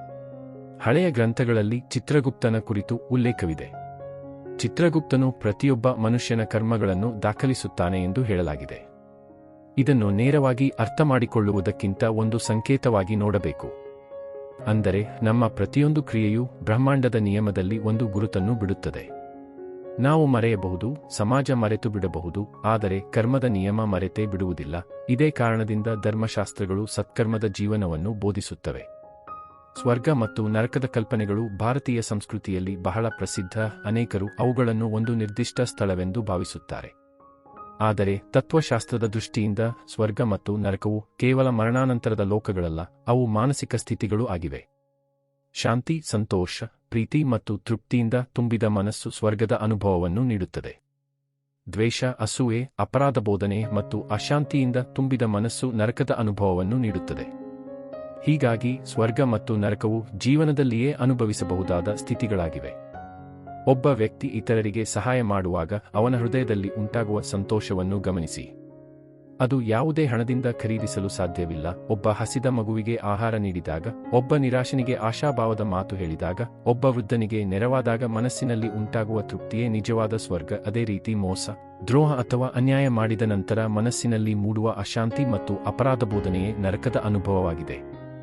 ದೇವರ ಸಾಕ್ಷಿ ಎಂಬ ವಿಷಯವನ್ನು ಅರ್ಥಮಾಡಿಕೊಳ್ಳುವುದು ಅತ್ಯಂತ ಮುಖ್ಯ. ಅನೇಕ ಜನರು ದೇವರನ್ನು ಕೇವಲ ದೇವಾಲಯ, ಮಸೀದಿ, ಚರ್ಚ್ ಅಥವಾ ಧಾರ್ಮಿಕ ಆಚರಣೆಗಳಲ್ಲಿ ಮಾತ್ರ ಹುಡುಕುತ್ತಾರೆ. ಆದರೆ ಮಹನೀಯರು ದೇವರನ್ನು ಜೀವನದ ಪ್ರತಿಯೊಂದು ಸತ್ಪ್ರವೃತ್ತಿಯಲ್ಲಿ ಕಾಣುವಂತೆ ಬೋಧಿಸಿದ್ದಾರೆ. ಒಬ್ಬ ತಾಯಿ ತನ್ನ ಮಗುವಿಗಾಗಿ ತ್ಯಾಗ ಮಾಡುವಾಗ ದೇವರ ಪ್ರೀತಿ ವ್ಯಕ್ತವಾಗುತ್ತದೆ. ಒಬ್ಬ ವೈದ್ಯನು ನಿಸ್ವಾರ್ಥವಾಗಿ ರೋಗಿಯನ್ನು ಉಳಿಸಲು ಪ್ರಯತ್ನಿಸುವಾಗ ದೇವರ ಕರುಣೆ ವ್ಯಕ್ತವಾಗುತ್ತದೆ. ಒಬ್ಬ ಶಿಕ್ಷಕನು ವಿದ್ಯಾರ್ಥಿಯ ಭವಿಷ್ಯಕ್ಕಾಗಿ ಶ್ರಮಿಸುವಾಗ ದೇವರ ಜ್ಞಾನ ವ್ಯಕ್ತವಾಗುತ್ತದೆ. ಹೀಗಾಗಿ ದೇವರು ಕೇವಲ ಆರಾಧನೆಯ ವಿಷಯವಲ್ಲ, ಅನುಭವದ ವಿಷಯ. ಭಗವದ್ಗೀತೆ, ಉಪನಿಷತ್ತುಗಳು ಮತ್ತು ಸಂತ ಮಹಾತ್ಮರ ಉಪದೇಶಗಳು ಒಂದೇ ಸಂದೇಶವನ್ನು ನೀಡುತ್ತವೆ. ದೇವರನ್ನು ಕಾಣಲು ಮೊದಲು ಮನಸ್ಸನ್ನು ಶುದ್ಧಗೊಳಿಸಬೇಕು. ಅಹಂಕಾರ, ದ್ವೇಷ, ಅಸೂಯೆ ಮತ್ತು ಸ್ವಾರ್ಥದಿಂದ ತುಂಬಿದ ಮನಸ್ಸು ದೈವಿಕತೆಯನ್ನು ಅನುಭವಿಸಲು ಸಾಧ್ಯವಿಲ್ಲ. ಶುದ್ಧ ಮನಸ್ಸು ಕನ್ನಡಿಯಂತೆ.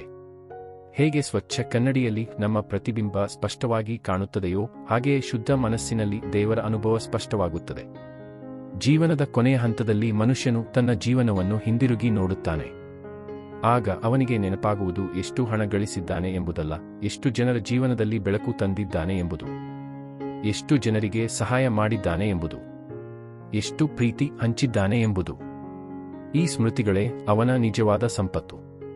ಆದ್ದರಿಂದ ಜ್ಞಾನಿಗಳು ಹೇಳುತ್ತಾರೆ, ನೀವು ಹೋಗುವಾಗ ನಿಮ್ಮ ಬ್ಯಾಂಕ್ ಖಾತೆ ನಿಮ್ಮೊಂದಿಗೆ ಬರುವುದಿಲ್ಲ, ಆದರೆ ನಿಮ್ಮ ಕರ್ಮಗಳು ನಿಮ್ಮೊಂದಿಗೆ ಬರುತ್ತವೆ. ಮನುಷ್ಯನ ಜೀವನದಲ್ಲಿ ಎರಡು ರೀತಿಯ ಪರಂಪರೆಗಳು ಉಳಿಯುತ್ತವೆ. ಒಂದು ಭೌತಿಕ ಪರಂಪರೆ, ಮನೆ, ಜಮೀನು, ಹಣ, ಆಸ್ತಿ. ಮತ್ತೊಂದು ಆಧ್ಯಾತ್ಮಿಕ ಪರಂಪರೆ, ಮೌಲ್ಯಗಳು, ಸತ್ಕರ್ಮಗಳು, ಪ್ರೀತಿ ಮತ್ತು ಧರ್ಮ. ಮೊದಲನೆಯದು ಕಾಲದೊಂದಿಗೆ ನಾಶವಾಗಬಹುದು, ಆದರೆ ಎರಡನೆಯದು ತಲೆಮಾರುಗಳವರೆಗೆ ಜೀವಂತವಾಗಿರುತ್ತದೆ. ಮಹಾತ್ಮ ಗಾಂಧಿ, ಸ್ವಾಮಿ ವಿವೇಕಾನಂದ, ಬಸವಣ್ಣ, ಕನಕದಾಸ ಮತ್ತು ಅನೇಕ ಮಹನೀಯರು ಇಂದಿಗೂ ನೆನಪಾಗುವುದಕ್ಕೆ ಕಾರಣ ಅವರ ಸಂಪತ್ತು ಅಲ್ಲ, ಅವರ ಸತ್ಕರ್ಮಗಳು ಮತ್ತು ಆದರ್ಶ ಜೀವನ. ಈ ಜಗತ್ತಿನಲ್ಲಿ ಪ್ರತಿಯೊಬ್ಬ ಮನುಷ್ಯನಿಗೂ ಒಳ್ಳೆಯದನ್ನು ಮಾಡುವ ಅವಕಾಶವಿದೆ. ದೊಡ್ಡ ಸಂಪತ್ತು ಅಥವಾ ದೊಡ್ಡ ಸ್ಥಾನಮಾನ ಅಗತ್ಯವಿಲ್ಲ. ಒಂದು ನಗು, ಒಂದು ಸಾಂತ್ವನದ ಮಾತು, ಒಂದು ಸಣ್ಣ ಸಹಾಯ, ಒಂದು ಪ್ರಾಮಾಣಿಕ ಕೆಲಸ, ಇವುಗಳು ಮಹತ್ತರ ಪುಣ್ಯಕರ್ಮಗಳಾಗಬಹುದು. ಕೆಲವೊಮ್ಮೆ ಒಂದು ಒಳ್ಳೆಯ ಮಾತು ಯಾರೊಬ್ಬರ ಜೀವನವನ್ನೇ ಬದಲಾಯಿಸಬಹುದು. ಆದ್ದರಿಂದ ಒಳ್ಳೆಯ ಕೆಲಸವನ್ನು ಚಿಕ್ಕದು ಎಂದು ಎಂದಿಗೂ ನಿರ್ಲಕ್ಷಿಸಬಾರದು. ಕೊನೆಗೆ ಜೀವನದ ಮಹಾನ್ ಸತ್ಯವೇನೆಂದರೆ, ದೇವರು ಹೊರಗಿನಿಂದ ನಮ್ಮನ್ನು ತೀರ್ಪು ಮಾಡುವವನು ಮಾತ್ರವಲ್ಲ, ನಮ್ಮೊಳಗಿನ ಸಾಕ್ಷಿಯೂ ಆಗಿದ್ದಾನೆ. ನಾವು ಏನು ಯೋಚಿಸುತ್ತೇವೆ, ಏನು ಮಾತನಾಡುತ್ತೇವೆ, ಏನು ಮಾಡುತ್ತೇವೆ ಎಂಬುದನ್ನು ನಮ್ಮ ಆತ್ಮವೇ ತಿಳಿದಿರುತ್ತದೆ. ಆ ಆತ್ಮಸಾಕ್ಷಿಯೇ ದೇವರ ಧ್ವನಿ. ನಾವು ಸತ್ಯದ ದಾರಿಯಲ್ಲಿ ನಡೆಯುವಾಗ ಅದು ಸಂತೋಷಪಡುತ್ತದೆ. ನಾವು ತಪ್ಪು ದಾರಿಯಲ್ಲಿ ಸಾಗುವಾಗ ಅದು ಎಚ್ಚರಿಸುತ್ತದೆ. ಈ ಒಳಗಿನ ಧ್ವನಿಯನ್ನು ಆಲಿಸಲು ಕಲಿತಾಗ ಜೀವನವು ಹೆಚ್ಚು ಅರ್ಥಪೂರ್ಣವಾಗುತ್ತದೆ. ಆದ್ದರಿಂದ ದೇವರನ್ನು ಕಾಣಲು ದೂರ ಪ್ರಯಾಣ ಮಾಡುವ ಅಗತ್ಯವಿಲ್ಲ. ನಮ್ಮ ಹೃದಯದಲ್ಲಿ ಪ್ರೀತಿಯನ್ನು ಬೆಳೆಸಿದಾಗ, ನಮ್ಮ ವರ್ತನೆಯಲ್ಲಿ ಕರುಣೆಯನ್ನು ತೋರಿಸಿದಾಗ, ನಮ್ಮ ಜೀವನದಲ್ಲಿ ಸತ್ಯವನ್ನು ಅನುಸರಿಸಿದಾಗ ಮತ್ತು ನಮ್ಮ ಕೈಗಳಿಂದ ಸೇವೆಯನ್ನು ಮಾಡಿದಾಗ ದೇವರು ವ್ಯಕ್ತವಾಗುತ್ತಾನೆ. ಒಳ್ಳೆಯ ಕರ್ಮಗಳೇ ದೇವರ ನಿಜವಾದ ರೂಪ. ಮನುಷ್ಯನ ಜೀವನದ ಅಂತಿಮ ಯಶಸ್ಸು ಅವನು ಎಷ್ಟು ಸಂಪಾದಿಸಿದನೆಂಬುದಲ್ಲ, ಅವನು ಎಷ್ಟು ಸತ್ಕರ್ಮಗಳನ್ನು ಬಿಟ್ಟು ಹೋದನೆಂಬುದರಲ್ಲಿ ಇದೆ. ಇದೇ ಪಾಪ ಪುಣ್ಯ ಕರ್ಮದ ತತ್ವದ ಸಾರ. ಜೀವನವು ಒಂದು ಅವಕಾಶ. ಪ್ರತಿದಿನವೂ ಒಂದು ಹೊಸ ಆರಂಭ. ಪ್ರತಿಯೊಂದು ಕ್ಷಣವೂ ಹೊಸ ಕರ್ಮವನ್ನು ಸೃಷ್ಟಿಸುವ ಶಕ್ತಿ. ಆದ್ದರಿಂದ ಜಾಗೃತಿಯಿಂದ ಬದುಕೋಣ, ಧರ್ಮದ ದಾರಿಯಲ್ಲಿ ನಡೆಯೋಣ, ಪ್ರೀತಿ ಮತ್ತು ಸೇವೆಯನ್ನು ಜೀವನದ ಆಧಾರವಾಗಿಸೋಣ. ಏಕೆಂದರೆ ಕೊನೆಯಲ್ಲಿ ಉಳಿಯುವುದು ನಮ್ಮ ಕರ್ಮಗಳೇ ಮತ್ತು ಆ ಕರ್ಮಗಳಲ್ಲಿಯೇ ದೇವರ ಸಾಕ್ಷಿ ಶಾಶ್ವತವಾಗಿ ಪ್ರಕಾಶಿಸುತ್ತಿರುತ್ತದೆ. ಮುಂದಿನ ಅಧ್ಯಾಯದಲ್ಲಿ ಕಲಿಯುಗದಲ್ಲಿ ಕುಟುಂಬದ ಕುಸಿತ, ಸಂಬಂಧಗಳ ಕರ್ಮಬಂಧ ಮತ್ತು ಆಶೀರ್ವಾದದ ಶಕ್ತಿ. ಮಾನವ ಜೀವನದಲ್ಲಿ ಕುಟುಂಬವು ಮೊದಲ ಗುರುಕುಲ, ಮೊದಲ ದೇವಾಲಯ ಮತ್ತು ಮೊದಲ ಸಮಾಜವಾಗಿದೆ. ಮನುಷ್ಯನು ಮಾತನಾಡುವುದನ್ನು, ಪ್ರೀತಿಸುವುದನ್ನು, ಗೌರವಿಸುವುದನ್ನು, ಕ್ಷಮಿಸುವುದನ್ನು ಮತ್ತು ಜವಾಬ್ದಾರಿಯಿಂದ ಬದುಕುವುದನ್ನು ಮೊದಲು ಕುಟುಂಬದಲ್ಲಿಯೇ ಕಲಿಯುತ್ತಾನೆ. ಆದ್ದರಿಂದ ಭಾರತೀಯ ಸಂಸ್ಕೃತಿಯಲ್ಲಿ ಕುಟುಂಬಕ್ಕೆ ಅತ್ಯಂತ ಪವಿತ್ರ ಸ್ಥಾನ ನೀಡಲಾಗಿದೆ. ಆದರೆ ಕಲಿಯುಗದ ವೇಗದ ಜೀವನ ಶೈಲಿಯಲ್ಲಿ ಕುಟುಂಬದ ಮೌಲ್ಯಗಳು ನಿಧಾನವಾಗಿ ದುರ್ಬಲವಾಗುತ್ತಿರುವುದನ್ನು ನಾವು ಕಾಣುತ್ತಿದ್ದೇವೆ. ತಂತ್ರಜ್ಞಾನವು ಜನರನ್ನು ಹತ್ತಿರ ತಂದಿದ್ದರೂ ಹೃದಯಗಳನ್ನು ದೂರ ಮಾಡಿರುವ ಅನೇಕ ಉದಾಹರಣೆಗಳು ಕಾಣಿಸುತ್ತಿವೆ. ಹಿಂದೆ ಒಂದು ಕುಟುಂಬದಲ್ಲಿ ಅನೇಕ ತಲೆಮಾರುಗಳು ಒಟ್ಟಿಗೆ ವಾಸಿಸುತ್ತಿದ್ದವು. ಅಜ್ಜ, ಅಜ್ಜಿ, ತಂದೆ, ತಾಯಿ, ಮಕ್ಕಳು ಎಲ್ಲರೂ ಒಂದೇ ಮನೆಯಲ್ಲಿದ್ದು ಜೀವನದ ಅನುಭವಗಳನ್ನು ಹಂಚಿಕೊಳ್ಳುತ್ತಿದ್ದರು. ಹಿರಿಯರ ಅನುಭವವು ಕಿರಿಯರಿಗೆ ಮಾರ್ಗದರ್ಶನವಾಗುತ್ತಿತ್ತು. ಇಂದು ಅನೇಕ ಕುಟುಂಬಗಳಲ್ಲಿ ಒಂಟಿತನ ಹೆಚ್ಚುತ್ತಿದೆ. ಮನೆಗಳು ದೊಡ್ಡದಾಗಿವೆ, ಆದರೆ ಸಂಬಂಧಗಳು ಸಣ್ಣವಾಗುತ್ತಿವೆ. ಸೌಲಭ್ಯಗಳು ಹೆಚ್ಚಾಗಿವೆ, ಆದರೆ ಸಂತೋಷ ಕಡಿಮೆಯಾಗುತ್ತಿದೆ. ಇದರ ಮೂಲ ಕಾರಣ ಸಂಬಂಧಗಳಿಗಿಂತ ಸ್ವಾರ್ಥಕ್ಕೆ ಹೆಚ್ಚಿನ ಮಹತ್ವ ನೀಡಲಾಗುತ್ತಿದೆ. ತಂದೆ ತಾಯಿಯ ಸ್ಥಾನವನ್ನು ಯಾವುದೇ ಧರ್ಮವೂ ಕಡಿಮೆ ಮಾಡಿಲ್ಲ. ಒಬ್ಬ ಮನುಷ್ಯನ ಜೀವನದಲ್ಲಿ ದೇವರ ನಂತರದ ಸ್ಥಾನ ತಂದೆ ತಾಯಿಯದು ಎಂದು ಅನೇಕ ಗ್ರಂಥಗಳು ಹೇಳುತ್ತವೆ. ಮಗುವು ಈ ಜಗತ್ತಿಗೆ ಬರುವ ಮೊದಲು ಮಗುವಿಗಾಗಿ ಅನೇಕ ತ್ಯಾಗಗಳನ್ನು ಮಾಡುವವರು ತಂದೆ ತಾಯಿ. ಅವರು ತಮ್ಮ ಸಮಯ, ಶ್ರಮ, ಆರೋಗ್ಯ ಮತ್ತು ಕನಸುಗಳನ್ನು ಮಕ್ಕಳ ಭವಿಷ್ಯಕ್ಕಾಗಿ ಅರ್ಪಿಸುತ್ತಾರೆ. ಆದ್ದರಿಂದ ಅವರ ಸೇವೆಯನ್ನು ಮಹಾಪುಣ್ಯವೆಂದು ಪರಿಗಣಿಸಲಾಗಿದೆ. ಇಂದಿನ ಸಮಾಜದಲ್ಲಿ ಕೆಲವರು ವಯಸ್ಸಾದ ತಂದೆ ತಾಯಿಯನ್ನು ನಿರ್ಲಕ್ಷಿಸುತ್ತಾರೆ. ಅವರ ಭಾವನೆಗಳನ್ನು ಅರ್ಥಮಾಡಿಕೊಳ್ಳದೆ ಅವರನ್ನು ಭಾರವೆಂದು ಭಾವಿಸುತ್ತಾರೆ.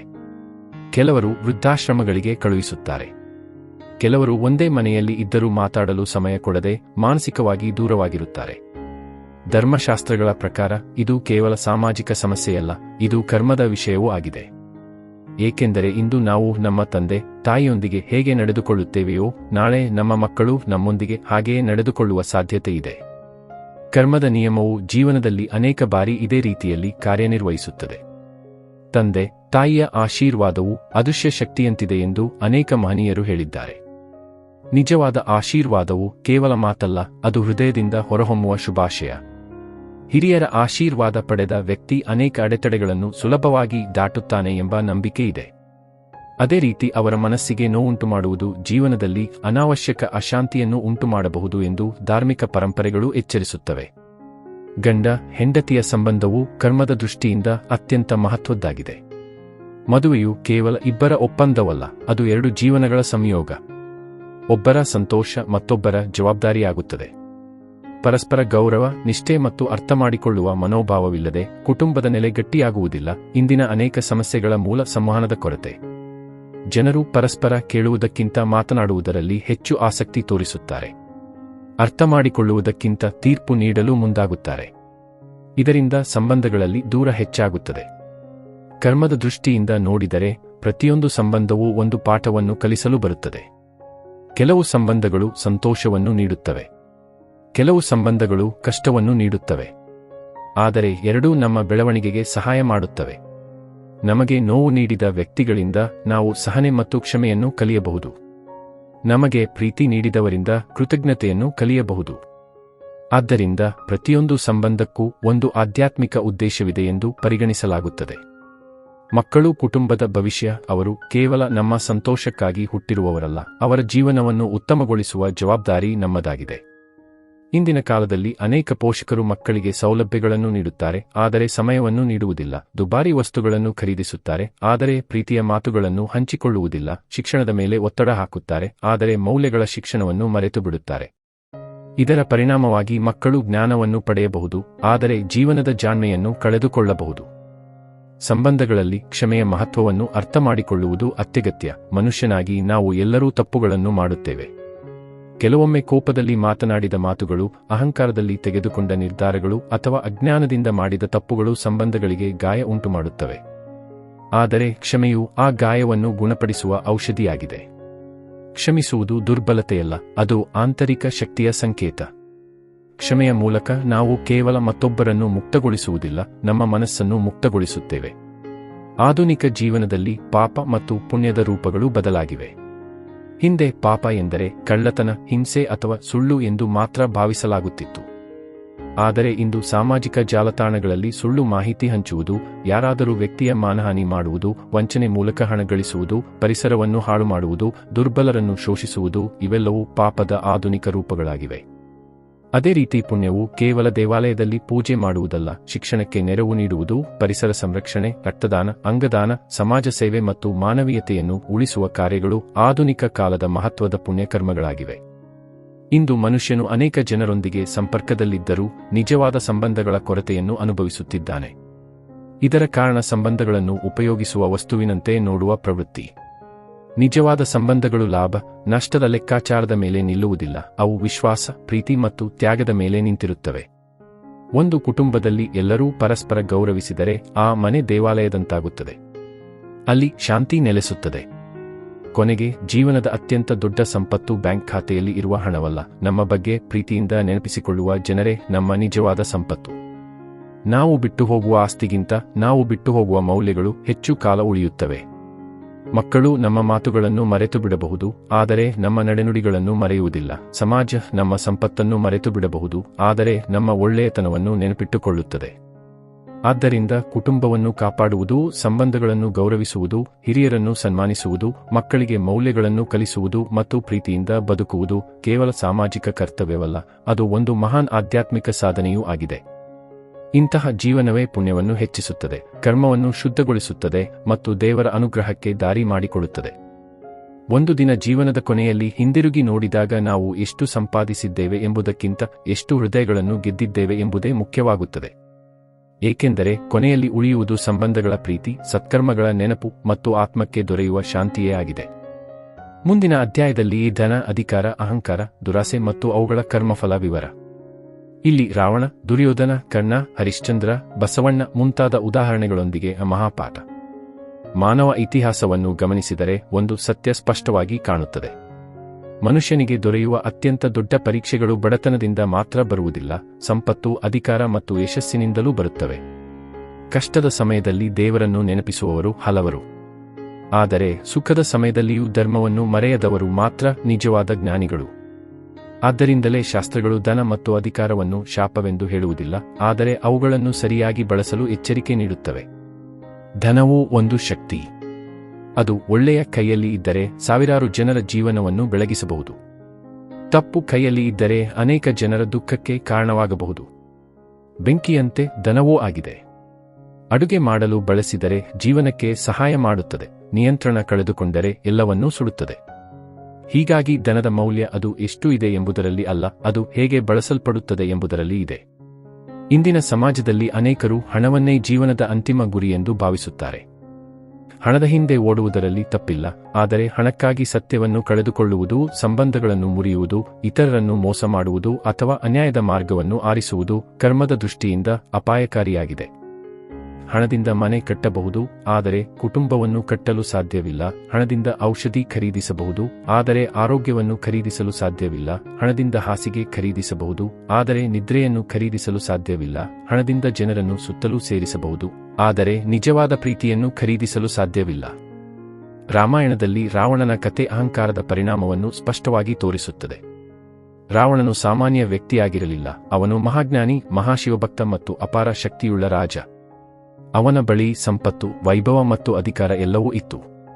ಆದರೆ ಅವನ ಪತನಕ್ಕೆ ಕಾರಣ ಅವನ ಅಜ್ಞಾನವಲ್ಲ, ಅವನ ಅಹಂಕಾರ.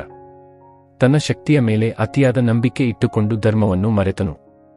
ಇತರ ಹಕ್ಕನ್ನು ಗೌರವಿಸಲಿಲ್ಲ. ಕೊನೆಗೆ ಅವನ ಅಪಾರ ಸಾಮರ್ಥ್ಯವು ಅವನನ್ನು ರಕ್ಷಿಸಲಿಲ್ಲ. ಇದರಿಂದ ಒಂದು ಮಹತ್ವದ ಪಾಠ ಸಿಗುತ್ತದೆ: ಜ್ಞಾನಕ್ಕಿಂತ ವಿನಯ ದೊಡ್ಡದು, ಶಕ್ತಿಗಿಂತ ಧರ್ಮ ದೊಡ್ಡದು.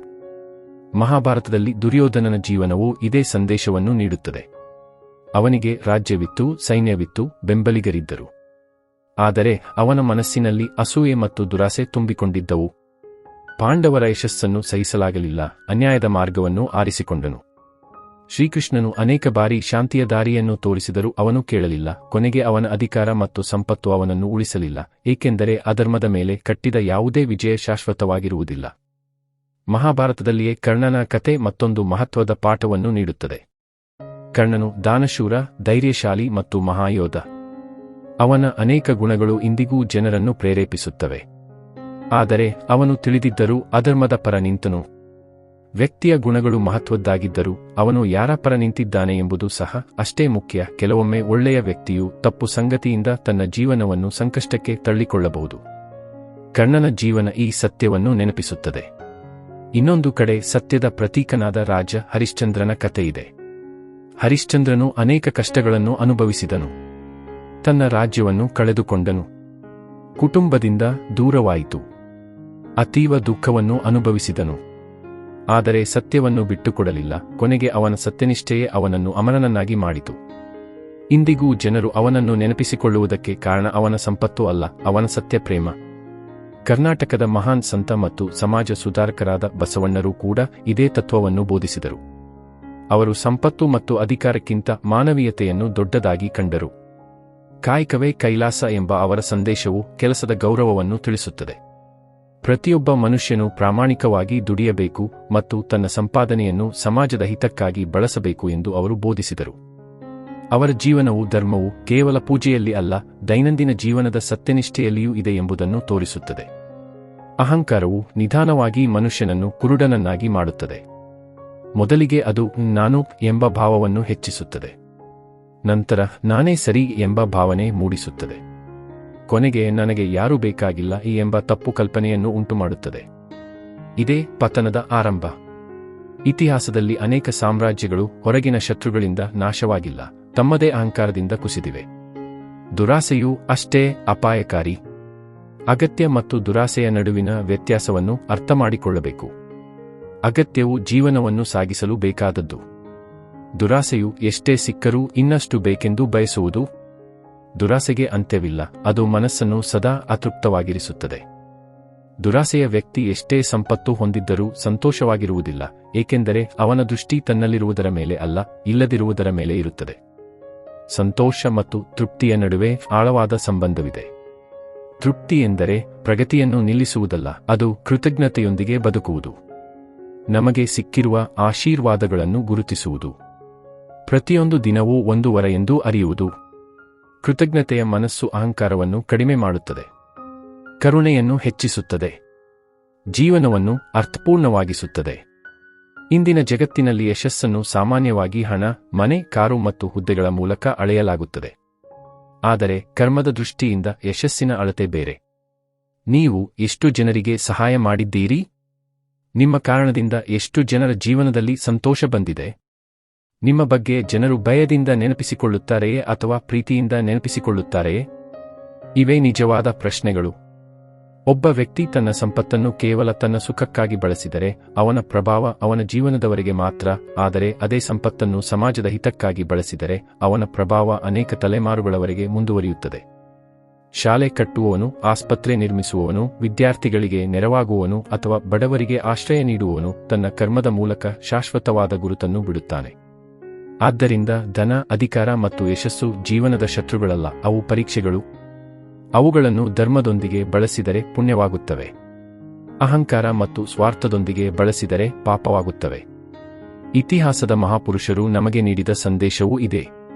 ಸಂಪತ್ತು ಶಾಶ್ವತವಲ್ಲ, ಅಧಿಕಾರ ಶಾಶ್ವತವಲ್ಲ, ದೇಹವೂ ಶಾಶ್ವತವಲ್ಲ, ಆದರೆ ಧರ್ಮದ ದಾರಿಯಲ್ಲಿ ಮಾಡಿದ ಕರ್ಮಗಳು ಶಾಶ್ವತವಾದ ಮೌಲ್ಯವನ್ನು ಸೃಷ್ಟಿಸುತ್ತವೆ. ಕೊನೆಗೆ ಜೀವನದ ನಿಜವಾದ ಶ್ರೀಮಂತಿಕೆ ಬ್ಯಾಂಕ್ ಖಾತೆಯಲ್ಲಿ ಇರುವ ಮೊತ್ತವಲ್ಲ, ಹೃದಯದಲ್ಲಿ ಇರುವ ದಯೆ, ಮನಸ್ಸಿನಲ್ಲಿ ಇರುವ ಶಾಂತಿ, ಸಂಬಂಧಗಳಲ್ಲಿ ಇರುವ ಪ್ರೀತಿ ಮತ್ತು ಸಮಾಜದಲ್ಲಿ ಗಳಿಸಿರುವ ಗೌರವವೇ ನಿಜವಾದ ಸಂಪತ್ತು. ಇವುಗಳನ್ನು ಕಳೆದುಕೊಳ್ಳದವನೇ ನಿಜವಾದ ಯಶಸ್ವಿ. ಇವುಗಳನ್ನು ಗಳಿಸಿದವನೇ ಕರ್ಮದ ಸತ್ಯವನ್ನು ಅರಿತವನು. ಮುಂದಿನ ಅಧ್ಯಾಯದಲ್ಲಿ ದಾನ, ಸೇವೆ, ಅನ್ನದಾನ, ವಿದ್ಯಾದಾನ, ಗೋಸೇವೆ, ವೃಕ್ಷಾರೋಪಣ, ಮಾನವ ಸೇವೆ ಮತ್ತು ಪುಣ್ಯಸಂಚಯದ ರಹಸ್ಯ. ಮಾನವ ಜೀವನದಲ್ಲಿ ಸಂಪಾದನೆ ಮುಖ್ಯವಾದರೆ ಹಂಚಿಕೊಳ್ಳುವುದು ಅದಕ್ಕಿಂತಲೂ ಮುಖ್ಯವಾಗಿದೆ. ಪ್ರಕೃತಿಯನ್ನು ಗಮನಿಸಿದರೆ ಈ ಸತ್ಯ ಸ್ಪಷ್ಟವಾಗುತ್ತದೆ. ಸೂರ್ಯನು ತನ್ನ ಬೆಳಕನ್ನು ಎಲ್ಲರಿಗೂ ನೀಡುತ್ತಾನೆ. ನದಿಗಳು ತಮ್ಮ ನೀರನ್ನು ತಡೆದು ಇಡುವುದಿಲ್ಲ, ಮರಗಳು ತಮ್ಮ ಫಲಗಳನ್ನು ತಾವೇ ತಿನ್ನುವುದಿಲ್ಲ. ಪ್ರಕೃತಿಯ ಪ್ರತಿಯೊಂದು ಅಂಶವೂ ಕೊಡುವ ಗುಣವನ್ನು ಹೊಂದಿದೆ.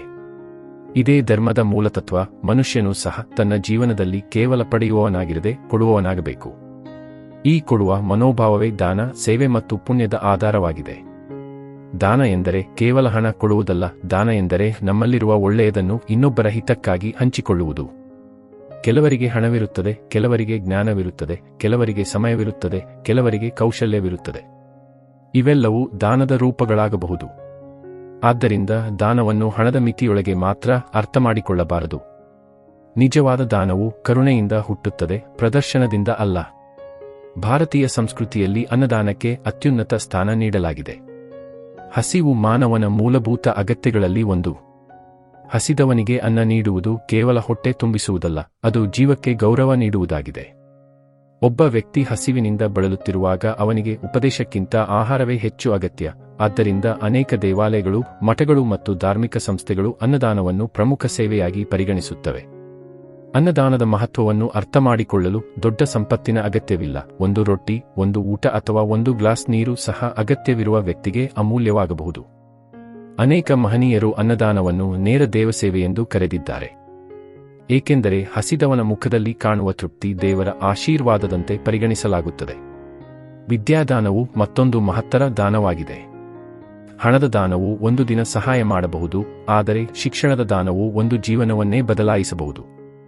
ಒಬ್ಬ ವಿದ್ಯಾರ್ಥಿಗೆ ಪುಸ್ತಕ ನೀಡುವುದು, ಅವನ ವಿದ್ಯಾಭ್ಯಾಸಕ್ಕೆ ನೆರವಾಗುವುದು, ಜ್ಞಾನ ಹಂಚಿಕೊಳ್ಳುವುದು ಅಥವಾ ಒಬ್ಬ ವ್ಯಕ್ತಿಗೆ ಹೊಸ ಕೌಶಲ್ಯವನ್ನು ಕಲಿಸುವುದು ಸಮಾಜಕ್ಕೆ ದೀರ್ಘಕಾಲದ ಕೊಡುಗೆಯಾಗಿದೆ.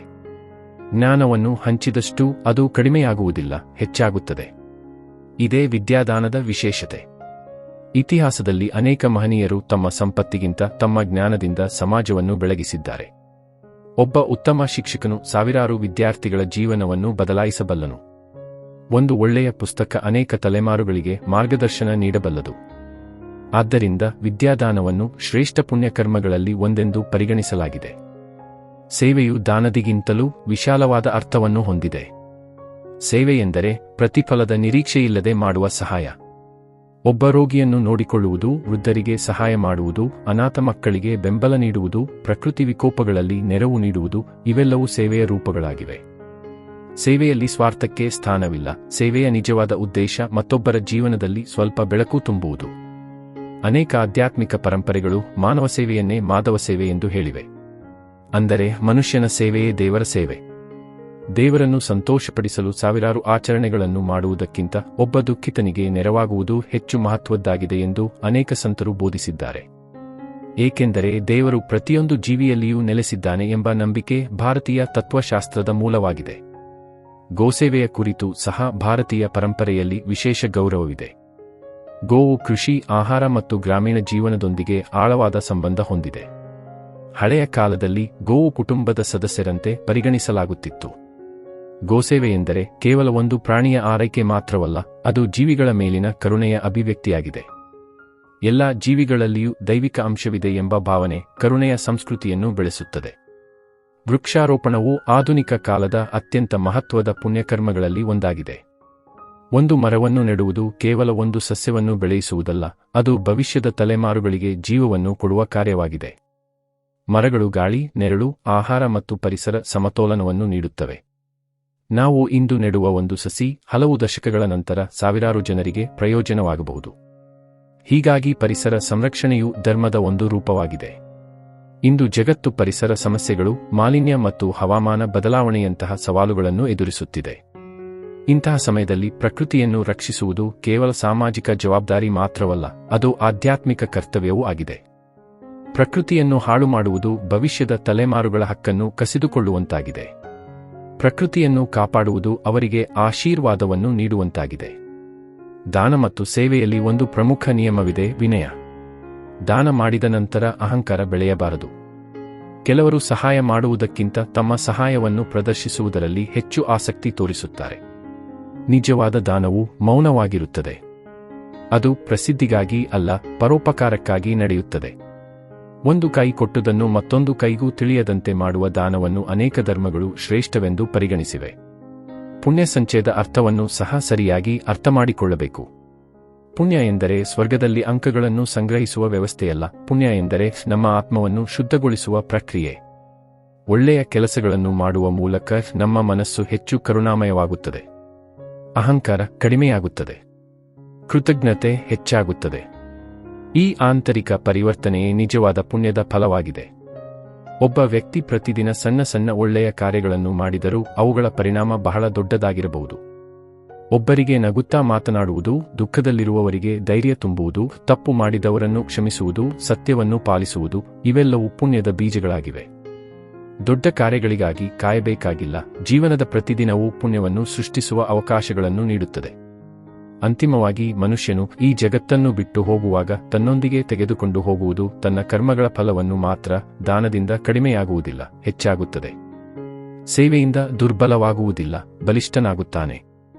ಕರುಣೆಯಿಂದ ಬಡವನಾಗುವುದಿಲ್ಲ, ಆತ್ಮಸಂಪತ್ತಿನಲ್ಲಿ ಶ್ರೀಮಂತನಾಗುತ್ತಾನೆ. ಇದೇ ದಾನ ಮತ್ತು ಸೇವೆಯ ಮಹತ್ವ. ಆದ್ದರಿಂದ ಜೀವನದಲ್ಲಿ ಎಷ್ಟು ಸಾಧ್ಯವೋ ಅಷ್ಟು ಒಳ್ಳೆಯದನ್ನು ಮಾಡೋಣ. ಹಂಚಿಕೊಳ್ಳೋಣ, ನೆರವಾಗೋಣ, ಪ್ರೀತಿಸೋಣ. ಏಕೆಂದರೆ ನಾವು ಈ ಜಗತ್ತಿನಲ್ಲಿ ಬಿಟ್ಟು ಹೋಗುವ ಅತ್ಯಂತ ಅಮೂಲ್ಯ ಪರಂಪರೆ ನಮ್ಮ ಸತ್ಕರ್ಮಗಳೇ ಆಗಿವೆ. ಅವೇ ನಮ್ಮ ನಿಜವಾದ ಸಂಪತ್ತು, ಅವೇ ನಮ್ಮ ಪುಣ್ಯ ಸಂಚಯ, ಅವೇ ದೇವರ ಮುಂದೆ ನಮ್ಮ ನಿಜವಾದ ಪರಿಚಯ. ಮುಂದಿನ ಅಧ್ಯಾಯದಲ್ಲಿ ಧ್ಯಾನ, ಮಂತ್ರಜಪ, ಯೋಗ, ಆತ್ಮಶುದ್ಧಿ, ಮನಸ್ಸಿನ ನಿಯಂತ್ರಣ ಮತ್ತು ಮೋಕ್ಷದ ಮಾರ್ಗ ಕುರಿತು ಆಳವಾದ ಆಧ್ಯಾತ್ಮಿಕ ವಿವರಣೆ. ಮಾನವ ಜೀವನದ ಬಹುತೇಕ ಸಮಸ್ಯೆಗಳು ಹೊರಗಿನ ಜಗತ್ತಿನಿಂದ ಉಂಟಾಗುವುದಿಲ್ಲ, ಅವು ಮನಸ್ಸಿನ ಅಶಾಂತಿಯಿಂದ ಉಂಟಾಗುತ್ತವೆ. ಹೊರಗೆ ಎಲ್ಲ ಸೌಲಭ್ಯಗಳಿದ್ದರೂ ಅನೇಕ ಜನರು ನೆಮ್ಮದಿಯಿಲ್ಲದೆ ಬದುಕುತ್ತಿದ್ದಾರೆ. ಸಂಪತ್ತು ಇದೆ, ಆದರೆ ಸಂತೋಷ ಇಲ್ಲ. ಸಂಬಂಧಗಳಿವೆ, ಆದರೆ ತೃಪ್ತಿ ಇಲ್ಲ. ಯಶಸ್ಸಿದೆ, ಆದರೆ ಶಾಂತಿ ಇಲ್ಲ. ಇದರ ಮೂಲ ಕಾರಣ ಮನಸ್ಸಿನ ಅಸ್ಥಿರತೆ. ಆದ್ದರಿಂದ ಭಾರತೀಯ ಋಷಿಗಳು ಹೊರಗಿನ ಸಾಧನೆಗಳಿಗಿಂತ ಒಳಗಿನ ಸಾಧನೆಯನ್ನು ಹೆಚ್ಚು ಮಹತ್ವದ ಎಂದು ಬೋಧಿಸಿದರು. ಈ ಒಳಗಿನ ಸಾಧನೆಯ ಪ್ರಮುಖ ಮಾರ್ಗಗಳೇ ಧ್ಯಾನ, ಮಂತ್ರಜಪ ಮತ್ತು ಯೋಗ. ಮನಸ್ಸು ಒಂದು ಅದ್ಭುತ ಶಕ್ತಿ. ಅದೇ ಮನಸ್ಸು ಮನುಷ್ಯನನ್ನು ದೇವತ್ವದ ಕಡೆಗೆ ಕೊಂಡೊಯ್ಯಬಹುದು. ಅದೇ ಮನಸ್ಸು ಅವನನ್ನು ಅಶಾಂತಿ ಮತ್ತು ದುಃಖದ ಕಡೆಗೂ ತಳ್ಳಬಹುದು. ನಿಯಂತ್ರಣವಿಲ್ಲದ ಕುದುರೆಯಂತೆ ಮನಸ್ಸು ನಿರಂತರವಾಗಿ ಒಂದು ವಿಚಾರದಿಂದ ಮತ್ತೊಂದು ವಿಚಾರಕ್ಕೆ ಓಡುತ್ತಿರುತ್ತದೆ. ಭೂತಕಾಲದ ಪಶ್ಚಾತ್ತಾಪ ಮತ್ತು ಭವಿಷ್ಯದ ಭಯಗಳ ನಡುವೆ ಸಿಲುಕಿ ವರ್ತಮಾನದ ಶಾಂತಿಯನ್ನು ಕಳೆದುಕೊಳ್ಳುತ್ತದೆ. ಧ್ಯಾನವು ಈ ಚಂಚಲ ಮನಸ್ಸನ್ನು ನಿಧಾನವಾಗಿ ಸ್ಥಿರಗೊಳಿಸುವ ಕಲೆ. ಧ್ಯಾನ ಎಂದರೆ ಕೇವಲ ಕಣ್ಣು ಮುಚ್ಚಿಕೊಂಡು ಕುಳಿತುಕೊಳ್ಳುವುದಲ್ಲ. ಧ್ಯಾನ ಎಂದರೆ ನಮ್ಮ ಗಮನವನ್ನು ಒಳಗಿನ ಜಗತ್ತಿನ ಕಡೆಗೆ ತಿರುಗಿಸುವುದು. ಸಾಮಾನ್ಯವಾಗಿ ನಾವು ಹೊರಗಿನ ವಸ್ತುಗಳು, ಘಟನೆಗಳು ಮತ್ತು ಜನರ ಮೇಲೆ ಗಮನ ಕೇಂದ್ರೀಕರಿಸುತ್ತೇವೆ. ಆದರೆ ಧ್ಯಾನವು ನಮ್ಮ ಸ್ವಂತ ಚಿಂತನೆಗಳು, ಭಾವನೆಗಳು ಮತ್ತು ಆತ್ಮಸಾಕ್ಷಿಯ ಕಡೆಗೆ ಗಮನ ಹರಿಸಲು ಕಲಿಸುತ್ತದೆ. ನಿಧಾನವಾಗಿ ಮನಸ್ಸಿನ ಅಲೆಗಳು ಶಾಂತವಾಗುತ್ತವೆ. ಒಳಗಿನ ಮೌನವು ಸ್ಪಷ್ಟವಾಗಿ ಅನುಭವವಾಗಲು ಪ್ರಾರಂಭಿಸುತ್ತದೆ. ಆಧುನಿಕ ಜೀವನದಲ್ಲಿ ಮಾನಸಿಕ ಒತ್ತಡ, ಆತಂಕ ಮತ್ತು ಖಿನ್ನತೆ ಹೆಚ್ಚುತ್ತಿರುವ ಹಿನ್ನೆಲೆಯಲ್ಲಿ ಧ್ಯಾನದ ಮಹತ್ವ ಇನ್ನಷ್ಟು ಸ್ಪಷ್ಟವಾಗಿದೆ. ಅನೇಕ ವೈಜ್ಞಾನಿಕ ಅಧ್ಯಯನಗಳು ಧ್ಯಾನವು ಮನಸ್ಸಿಗೆ ಶಾಂತಿಯನ್ನು ನೀಡುತ್ತದೆ, ಏಕಾಗ್ರತೆಯನ್ನು ಹೆಚ್ಚಿಸುತ್ತದೆ ಮತ್ತು ಭಾವನಾತ್ಮಕ ಸಮತೋಲನವನ್ನು ಸುಧಾರಿಸುತ್ತದೆ ಎಂದು ಸೂಚಿಸಿವೆ. ಆದರೆ ಭಾರತೀಯ ಪರಂಪರೆಯಲ್ಲಿ ಧ್ಯಾನದ ಗುರಿ ಕೇವಲ ಮಾನಸಿಕ ಆರೋಗ್ಯವಲ್ಲ, ಅದರ ಅಂತಿಮ ಗುರಿ ಆತ್ಮಜ್ಞಾನ. ಮಂತ್ರಜಪವು ಧ್ಯಾನದ ಮತ್ತೊಂದು ಪ್ರಮುಖ ಸಾಧನವಾಗಿದೆ. ಮಂತ್ರ ಎಂಬ ಪದದ ಅರ್ಥ ಮನಸ್ಸನ್ನು ರಕ್ಷಿಸುವ ಶಕ್ತಿ. ಋಷಿಗಳು ತಮ್ಮ ಆಧ್ಯಾತ್ಮಿಕ ಅನುಭವದ ಮೂಲಕ ಕೆಲವು ಧ್ವನಿಗಳಲ್ಲಿ ವಿಶೇಷ ಕಂಪನಶಕ್ತಿ ಇದೆ ಎಂದು ಕಂಡುಹಿಡಿದರು. ಈ ಧ್ವನಿಗಳನ್ನು ನಿಯಮಿತವಾಗಿ ಜಪಿಸಿದಾಗ ಮನಸ್ಸಿನ ಚಂಚಲತೆ ಕಡಿಮೆಯಾಗುತ್ತದೆ ಮತ್ತು ಏಕಾಗ್ರತೆ ಹೆಚ್ಚಾಗುತ್ತದೆ.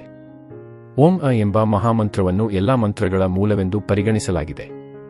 ಇದು ಸೃಷ್ಟಿಯ ಮೂಲನಾದದ ಸಂಕೇತವಾಗಿದೆ ಎಂದು ಉಪನಿಷತ್ತುಗಳು ವಿವರಿಸುತ್ತವೆ.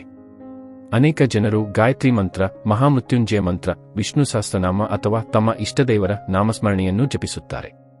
ಆದರೆ ಮಂತ್ರದ ಶಕ್ತಿ ಅದರ ಪದಗಳಲ್ಲಿ ಮಾತ್ರವಿಲ್ಲ, ಅದನ್ನು ಭಕ್ತಿಯಿಂದ ಮತ್ತು ಏಕಾಗ್ರತೆಯಿಂದ ಮಾಡುವುದರಲ್ಲಿ ಇದೆ. ಮಂತ್ರಜಪದ ಮತ್ತೊಂದು ಮಹತ್ವದ ಪರಿಣಾಮವೆಂದರೆ ಅದು ಮನಸ್ಸಿನ ನಕಾರಾತ್ಮಕ ಚಿಂತನೆಗಳನ್ನು ನಿಧಾನವಾಗಿ ಕಡಿಮೆ ಮಾಡುತ್ತದೆ. ಸಾಮಾನ್ಯವಾಗಿ ಮನಸ್ಸು ನಿರಂತರವಾಗಿ ಭಯ, ಕೋಪ, ಅಸೂಯೆ ಮತ್ತು ಚಿಂತೆಗಳಿಂದ ತುಂಬಿರುತ್ತದೆ. ಜಪದ ಮೂಲಕ ಮನಸ್ಸು ಸಕಾರಾತ್ಮಕ ದಿಕ್ಕಿನತ್ತ ತಿರುಗುತ್ತದೆ. ಇದರಿಂದ ಒಳಗಿನ ಶಾಂತಿ ಮತ್ತು ಆತ್ಮವಿಶ್ವಾಸ ಹೆಚ್ಚಾಗುತ್ತದೆ. ಯೋಗವು ಭಾರತೀಯ ಸಂಸ್ಕೃತಿಯ ಮತ್ತೊಂದು ಅಮೂಲ್ಯ ಕೊಡುಗೆ. ಇಂದು ವಿಶ್ವದಾದ್ಯಂತ ಯೋಗವು ಆರೋಗ್ಯಕ್ಕಾಗಿ ಜನಪ್ರಿಯವಾಗಿದೆ. ಆದರೆ ಯೋಗದ ಮೂಲ ಅರ್ಥ ಕೇವಲ ವ್ಯಾಯಾಮವಲ್ಲ. ಯೋಗ ಎಂದರೆ ಸಂಯೋಗ ಅಥವಾ ಒಗ್ಗಟ್ಟು, ಅಂದರೆ ವ್ಯಕ್ತಿಯ ದೇಹ, ಮನಸ್ಸು ಮತ್ತು ಆತ್ಮದ ನಡುವಿನ ಸಮತೋಲನವನ್ನು ಸಾಧಿಸುವುದು. ಯೋಗದ ಅಷ್ಟಾಂಗ ಮಾರ್ಗವನ್ನು ಪತಂಜಲಿ ಮಹರ್ಷಿಗಳು ವಿವರಿಸಿದ್ದಾರೆ. ಯಮ, ನಿಯಮ, ಆಸನ, ಪ್ರಾಣಾಯಾಮ, ಪ್ರತ್ಯಾಹಾರ, ಧಾರಣ, ಧ್ಯಾನ ಮತ್ತು ಸಮಾಧಿ ಎಂಬ 8 ಹಂತಗಳ ಮೂಲಕ ಮನುಷ್ಯನು ಆತ್ಮೋನ್ನತಿಯ ದಾರಿಯಲ್ಲಿ ಸಾಗುತ್ತಾನೆ. ಇವುಗಳಲ್ಲಿ ಆಸನಗಳು ಕೇವಲ ಒಂದು ಭಾಗ ಮಾತ್ರ. ನಿಜವಾದ ಯೋಗವು ಜೀವನದ ಪ್ರತಿಯೊಂದು ಕ್ಷೇತ್ರದಲ್ಲಿಯೂ ಶಿಸ್ತು ಮತ್ತು ಜಾಗೃತಿಯನ್ನು ತರಲು ಸಹಾಯ ಮಾಡುತ್ತದೆ. ಪ್ರಾಣಾಯಾಮವು ಯೋಗದ ಪ್ರಮುಖ ಅಂಗವಾಗಿದೆ. ಉಸಿರು ಮತ್ತು ಮನಸ್ಸಿನ ನಡುವೆ ಆಳವಾದ ಸಂಬಂಧವಿದೆ. ನಾವು ಕೋಪಗೊಂಡಾಗ ಉಸಿರು ವೇಗವಾಗುತ್ತದೆ. ನಾವು ಶಾಂತವಾಗಿದ್ದಾಗ ಉಸಿರು ನಿಧಾನವಾಗುತ್ತದೆ. ಪ್ರಾಣಾಯಾಮದ ಮೂಲಕ ಉಸಿರನ್ನು ನಿಯಂತ್ರಿಸಿದಾಗ ಮನಸ್ಸಿನ ಮೇಲೂ ಪ್ರಭಾವ ಬೀಳುತ್ತದೆ. ಇದರಿಂದ ಒತ್ತಡ ಕಡಿಮೆಯಾಗುತ್ತದೆ ಮತ್ತು ಆಂತರಿಕ ಸಮತೋಲನ ಹೆಚ್ಚಾಗುತ್ತದೆ. ಆತ್ಮಶುದ್ಧಿ ಎಂಬ ಪರಿಕಲ್ಪನೆ ಆಧ್ಯಾತ್ಮಿಕ ಜೀವನದ ಹೃದಯವಾಗಿದೆ. ಹೇಗೆ ದೇಹವನ್ನು ಪ್ರತಿದಿನ ಸ್ವಚ್ಛಗೊಳಿಸುತ್ತೇವೆಯೋ ಹಾಗೆಯೇ ಮನಸ್ಸನ್ನು ಶುದ್ಧಗೊಳಿಸಬೇಕು. ದ್ವೇಷ, ಅಸೂಯೆ, ಅಹಂಕಾರ, ಕೋಪ ಮತ್ತು ಸ್ವಾರ್ಥ ಇವು ಮನಸ್ಸಿನ ಧೂಳಿನಂತೆ. ಅವು ಹೆಚ್ಚಾದಂತೆ ಆತ್ಮದ ಪ್ರಕಾಶ ಕಾಣುವುದಿಲ್ಲ. ಧ್ಯಾನ, ಜಪ, ಪ್ರಾರ್ಥನೆ ಮತ್ತು ಸತ್ಕರ್ಮಗಳ ಮೂಲಕ ಈ ಅಶುದ್ಧತೆಗಳು ನಿಧಾನವಾಗಿ ದೂರವಾಗುತ್ತವೆ. ಕ್ಷಮೆಯು ಆತ್ಮಶುದ್ಧಿಯ ಅತ್ಯಂತ ಶಕ್ತಿಶಾಲಿ ಸಾಧನಗಳಲ್ಲಿ ಒಂದು. ಅನೇಕ ಜನರು ವರ್ಷಗಳ ಕಾಲ ತಮ್ಮ ಮನಸ್ಸಿನಲ್ಲಿ ನೋವು ಮತ್ತು ದ್ವೇಷವನ್ನು ಹೊತ್ತುಕೊಂಡಿರುತ್ತಾರೆ. ಇದರಿಂದ ಅವರಿಗೆ ಮಾತ್ರ ಹೆಚ್ಚು ನೋವಾಗುತ್ತದೆ. ಕ್ಷಮೆ ಎಂದರೆ ತಪ್ಪನ್ನು ಸಮರ್ಥಿಸುವುದಲ್ಲ, ಅದು ನಮ್ಮ ಮನಸ್ಸನ್ನು ಬಂಧನದಿಂದ ಬಿಡುಗಡೆಗೊಳಿಸುವುದು. ಕ್ಷಮಿಸುವ ವ್ಯಕ್ತಿ ಒಳಗೆ ಹಗುರನಾಗುತ್ತಾನೆ. ಕೃತಜ್ಞತೆಯು ಆತ್ಮಶುದ್ಧಿಗೆ ಸಹಾಯಕವಾಗಿದೆ. ಪ್ರತಿದಿನ ನಮಗೆ ದೊರೆತಿರುವ ಆಶೀರ್ವಾದಗಳನ್ನು ನೆನಪಿಸಿಕೊಳ್ಳುವ ಅಭ್ಯಾಸ ಮನಸ್ಸಿನಲ್ಲಿ ಸಂತೋಷವನ್ನು ಹೆಚ್ಚಿಸುತ್ತದೆ. ನಾವು ಕಳೆದುಕೊಂಡಿರುವುದರ ಕಡೆ ಗಮನಹರಿಸಿದರೆ ದುಃಖ ಹೆಚ್ಚಾಗುತ್ತದೆ. ನಮಗೆ ಸಿಕ್ಕಿರುವುದರ ಕಡೆ ಗಮನಹರಿಸಿದರೆ ತೃಪ್ತಿ ಹೆಚ್ಚಾಗುತ್ತದೆ. ಕೃತಜ್ಞತೆಯ ಮನಸ್ಸು ದೇವರ ಅನುಗ್ರಹವನ್ನು ಸುಲಭವಾಗಿ ಅನುಭವಿಸುತ್ತದೆ. ಆಧ್ಯಾತ್ಮಿಕ ಜೀವನದ ಅಂತಿಮ ಗುರಿಯನ್ನು ಮೋಕ್ಷ ಎಂದು ಕರೆಯಲಾಗಿದೆ. ಮೋಕ್ಷ ಎಂದರೆ ಕೇವಲ ಮರಣಾನಂತರದ ಸ್ಥಿತಿ ಅಲ್ಲ, ಅದು ಅಜ್ಞಾನ, ಭಯ, ದ್ವೇಷ ಮತ್ತು ಅಹಂಕಾರದಿಂದ ಮುಕ್ತಿ. ಮನಸ್ಸು ಸಂಪೂರ್ಣ ಶಾಂತವಾಗಿರುವಾಗ, ಆತ್ಮ ತನ್ನ ನಿಜವಾದ ಸ್ವರೂಪವನ್ನು ಅರಿಯುವಾಗ ಮತ್ತು ವ್ಯಕ್ತಿ ಎಲ್ಲ ಜೀವಿಗಳಲ್ಲಿಯೂ ಒಂದೇ ದೈವಿಕತೆಯನ್ನು ಕಾಣುವಾಗ ಮೋಕ್ಷದ ಅನುಭವ ಆರಂಭವಾಗುತ್ತದೆ. ಮೋಕ್ಷವು ಒಂದು ದಿನದಲ್ಲಿ ಸಿಗುವ ಸಾಧನೆಯಲ್ಲ, ಅದು ನಿರಂತರ ಆತ್ಮವಿಕಾಸದ ಪಯಣ. ಪ್ರತಿಯೊಂದು ಸತ್ಕರ್ಮ, ಪ್ರತಿಯೊಂದು ಧ್ಯಾನ, ಪ್ರತಿಯೊಂದು ಜಪ, ಪ್ರತಿಯೊಂದು ಕ್ಷಮೆ ಮತ್ತು ಪ್ರತಿಯೊಂದು ಕರುಣೆಯ ಕಾರ್ಯವು ಆ ಪಯಣದಲ್ಲಿ ಒಂದು ಹೆಜ್ಜೆಯಾಗಿದೆ. ಈ ಕಾರಣದಿಂದಲೇ ಋಷಿಗಳು ಜೀವನವನ್ನು ಕೇವಲ ಭೌತಿಕ ಯಶಸ್ಸಿಗಾಗಿ ಬಳಸಬೇಡಿ ಎಂದು ಹೇಳಿದರು. ಅದನ್ನು ಆತ್ಮಜ್ಞಾನಕ್ಕಾಗಿ ಉಪಯೋಗಿಸಿ ಎಂದು ಬೋಧಿಸಿದರು. ಇಂದಿನ ವೇಗದ ಜೀವನದಲ್ಲಿಯೂ ಪ್ರತಿದಿನ ಕೆಲ ನಿಮಿಷಗಳ ಧ್ಯಾನ, ಕೆಲವು ಕ್ಷಣಗಳ ಮೌನ, ಸ್ವಲ್ಪ ಪ್ರಾರ್ಥನೆ ಮತ್ತು ಕೆಲವು ಒಳ್ಳೆಯ ಕಾರ್ಯಗಳು ನಮ್ಮ ಜೀವನವನ್ನು ಸಂಪೂರ್ಣವಾಗಿ ಬದಲಾಯಿಸಬಲ್ಲವು. ಹೊರಗಿನ ಜಗತ್ತು ಯಾವಾಗಲೂ ಬದಲಾಗುತ್ತಿರುತ್ತದೆ. ಆದರೆ ಒಳಗಿನ ಶಾಂತಿಯನ್ನು ಕಂಡುಕೊಂಡ ವ್ಯಕ್ತಿ ಯಾವುದೇ ಪರಿಸ್ಥಿತಿಯಲ್ಲಿಯೂ ಸ್ಥಿರವಾಗಿರಬಲ್ಲನು. ಕೊನೆಗೆ ಧ್ಯಾನವು ಮನಸ್ಸನ್ನು ಶುದ್ಧಗೊಳಿಸುತ್ತದೆ. ಮಂತ್ರಜಪವು ಚಿತ್ತವನ್ನು ಏಕಾಗ್ರಗೊಳಿಸುತ್ತದೆ. ಯೋಗವು ದೇಹ ಮತ್ತು ಮನಸ್ಸನ್ನು ಸಮತೋಲನಗೊಳಿಸುತ್ತದೆ. ಆತ್ಮಶುದ್ಧಿಯು ವ್ಯಕ್ತಿಯನ್ನು ದೈವಿಕತೆಯ ಕಡೆಗೆ ಕರೆದೊಯ್ಯುತ್ತದೆ. ಮತ್ತು ಈ ಎಲ್ಲ ಸಾಧನೆಗಳ ಅಂತಿಮ ಫಲವೇ ಆಂತರಿಕ ಶಾಂತಿ, ಜ್ಞಾನ ಮತ್ತು ದೇವರ ಅನುಭವ. ಇದೇ ಮಾನವ ಜೀವನದ ಉನ್ನತ ಗುರಿ, ಇದೇ ಕರ್ಮದ ಪಯಣದ ಪರಿಪೂರ್ಣತೆ. ಅಂತಿಮ ಭಾಗವಾಗಿ ಜೀವನದ ಸಾರಾಂಶ, ಕರ್ಮದ ಅಂತಿಮ ಸಂದೇಶ, ಮಾನವನ ಕರ್ತವ್ಯ, ದೇವರ ಅನುಗ್ರಹ ಮತ್ತು ಸಮಗ್ರ ಸಮಾರೋಪ.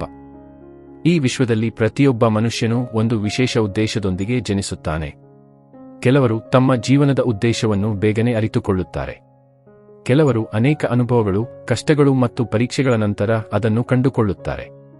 ಆದರೆ ಒಂದು ಸತ್ಯ ಮಾತ್ರ ಎಲ್ಲರಿಗೂ ಒಂದೇ: ನಾವು ಇಲ್ಲಿ ಶಾಶ್ವತವಾಗಿ ಉಳಿಯಲು ಬಂದಿಲ್ಲ, ನಾವು ಈ ಭೂಮಿಗೆ ಅತಿಥಿಗಳಾಗಿ ಬಂದಿದ್ದೇವೆ. ನಮ್ಮ ಜೀವನ ಒಂದು ಪಯಣ. ಆ ಪಯಣದ ಮೌಲ್ಯವನ್ನು ನಿರ್ಧರಿಸುವುದು ನಮ್ಮ ಕರ್ಮಗಳು. ಒಬ್ಬ ಮನುಷ್ಯನು ಜನಿಸಿದಾಗ ಅವನ ಕೈಗಳು ಖಾಲಿಯಾಗಿರುತ್ತವೆ. ಅವನು ಈ ಜಗತ್ತಿನಿಂದ ಹೊರಡುವಾಗಲೂ ಖಾಲಿ ಕೈಗಳೊಂದಿಗೆ ಹೋಗುತ್ತಾನೆ. ಮಧ್ಯದಲ್ಲಿ ಅವನು ಸಂಗ್ರಹಿಸುವ ಸಂಪತ್ತು, ಆಸ್ತಿ, ಅಧಿಕಾರ ಮತ್ತು ಖ್ಯಾತಿ ಎಲ್ಲವೂ ಈ ಲೋಕದಲ್ಲಿಯೇ ಉಳಿಯುತ್ತವೆ. ಆದರೆ ಅವನು ಮಾಡಿದ ಸತ್ಕರ್ಮಗಳು, ಅವನು ಹಂಚಿದ ಪ್ರೀತಿ, ಅವನು ನೀಡಿದ ಸಹಾಯ ಮತ್ತು ಅವನು ಬದುಕಿದ ಧರ್ಮ ಮಾತ್ರ ಅವನ ಆತ್ಮದೊಂದಿಗೆ ಮುಂದುವರಿಯುತ್ತವೆ. ಈ ಕಾರಣದಿಂದಲೇ ಜ್ಞಾನಿಗಳು ಜೀವನದ ನಿಜವಾದ ಸಂಪತ್ತು ಹೊರಗಲ್ಲ, ಒಳಗಿದೆ ಎಂದು ಹೇಳುತ್ತಾರೆ. ನಾವು ಜೀವನವನ್ನು ಗಮನಿಸಿದರೆ ಒಂದು ಆಳವಾದ ಸತ್ಯ ಕಂಡುಬರುತ್ತದೆ. ಸಂತೋಷ ಮತ್ತು ದುಃಖ ಎರಡೂ ಶಾಶ್ವತವಲ್ಲ. ಯಶಸ್ಸು ಮತ್ತು ವೈಫಲ್ಯ ಎರಡೂ ಶಾಶ್ವತವಲ್ಲ. ಆರೋಗ್ಯ ಮತ್ತು ಅನಾರೋಗ್ಯ ಎರಡೂ ಬದಲಾಗುತ್ತವೆ. ಸಂಬಂಧಗಳು, ಪರಿಸ್ಥಿತಿಗಳು, ಅವಕಾಶಗಳು ಎಲ್ಲವೂ ಕಾಲದೊಂದಿಗೆ ಬದಲಾಗುತ್ತವೆ. ಆದರೆ ಈ ಬದಲಾವಣೆಗಳ ಮಧ್ಯೆ ಒಂದು ಅಚಲವಾದ ಸಾಕ್ಷಿ ಇರುತ್ತದೆ. ಅದೇ ಆತ್ಮ. ಆ ಆತ್ಮವೇ ನಮ್ಮ ನಿಜವಾದ ಅಸ್ತಿತ್ವ. ಕರ್ಮಸಿದ್ಧಾಂತವು ಮನುಷ್ಯನಿಗೆ ಭಯವನ್ನು ಕಲಿಸುವುದಿಲ್ಲ, ಜವಾಬ್ದಾರಿಯನ್ನು ಕಲಿಸುತ್ತದೆ. ನಾನು ಏನು ಮಾಡಿದರೂ ಅದರ ಪರಿಣಾಮವನ್ನು ಅನುಭವಿಸಬೇಕಾಗುತ್ತದೆ ಎಂಬ ಅರಿವು ವ್ಯಕ್ತಿಯನ್ನು ಜಾಗೃತನನ್ನಾಗಿ ಮಾಡುತ್ತದೆ. ಇದೇ ಕಾರಣದಿಂದ ಧರ್ಮಶಾಸ್ತ್ರಗಳು ಕರ್ಮವನ್ನು ಜೀವನದ ಕೇಂದ್ರಬಿಂದುವಾಗಿ ಪರಿಗಣಿಸಿವೆ. ದೇವರು ನಮ್ಮ ಮೇಲೆ ಕೋಪಗೊಂಡು ಶಿಕ್ಷೆ ನೀಡುವ ನ್ಯಾಯಾಧೀಶನಲ್ಲ. ದೇವರು ಕರ್ಮದ ನಿಯಮಗಳ ಮೂಲಕ ನಮಗೆ ಕಲಿಯುವ ಅವಕಾಶವನ್ನು ನೀಡುವ ಪರಮಗುರು. ನಮ್ಮ ಜೀವನದಲ್ಲಿ ಎದುರಾಗುವ ಪ್ರತಿಯೊಬ್ಬ ವ್ಯಕ್ತಿಯೂ ಒಂದು ಕಾರಣಕ್ಕಾಗಿ ಬರುತ್ತಾನೆ. ಕೆಲವರು ನಮಗೆ ಸಂತೋಷ ನೀಡುತ್ತಾರೆ, ಕೆಲವರು ನೋವು ನೀಡುತ್ತಾರೆ, ಕೆಲವರು ಪಾಠ ಕಲಿಸುತ್ತಾರೆ, ಕೆಲವರು ಪ್ರೇರಣೆ ನೀಡುತ್ತಾರೆ. ಪ್ರತಿಯೊಬ್ಬರೂ ನಮ್ಮ ಬೆಳವಣಿಗೆಯ ಭಾಗವಾಗಿರುತ್ತಾರೆ. ಆದ್ದರಿಂದ ಜೀವನದಲ್ಲಿ ಭೇಟಿಯಾಗುವ ಜನರನ್ನು ಕೇವಲ ಘಟನೆಗಳಂತೆ ನೋಡದೆ ಆತ್ಮದ ಪಯಣದ ಸಹಯಾತ್ರಿಗಳಂತೆ ನೋಡಬೇಕು. ಅನೇಕ ಜನರು ದೇವರ ಅನುಗ್ರಹವನ್ನು ಹುಡುಕುತ್ತಾರೆ.